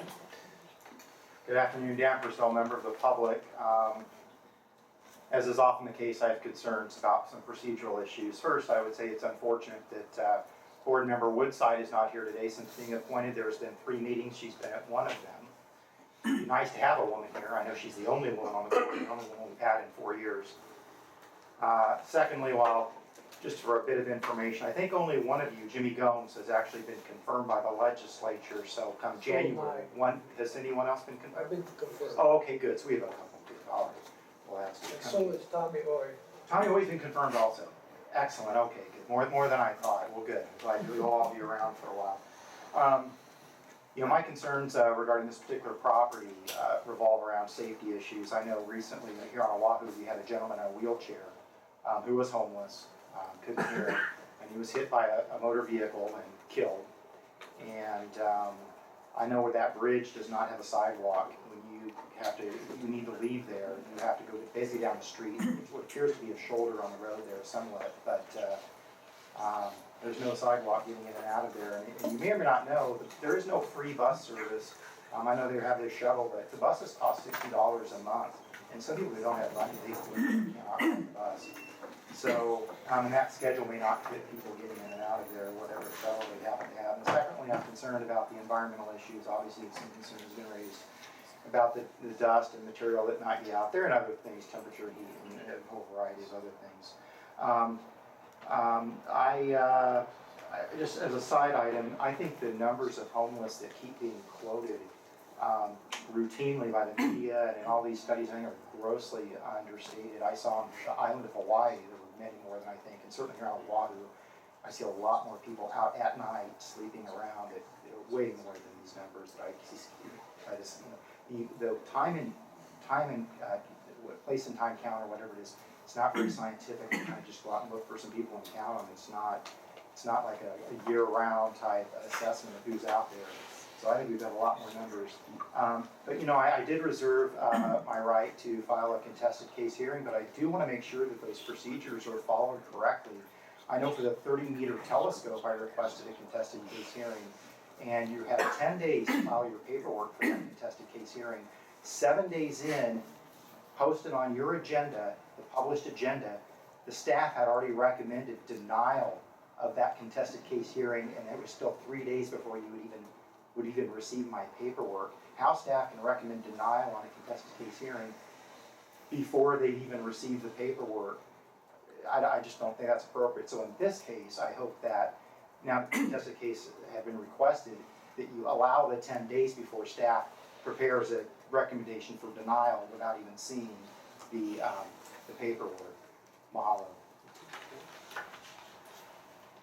So we've concluded public testimony at this point. Yep, Mr. Chair, I'd like to move into executive session in order to consult with our attorneys on questions and issues pertaining to the board's powers, duties, privileges, immunities, and liabilities. We have a motion, do we have a second? Second. Yes, moved and seconded.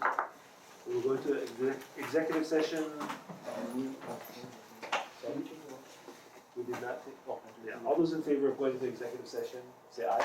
Aye. Anyone opposed? Seeing none, thank you very, very much. So, executive session, I'm gonna guess it's gonna be like a half an hour, so if you wanna go back to the meter, put points at the meters.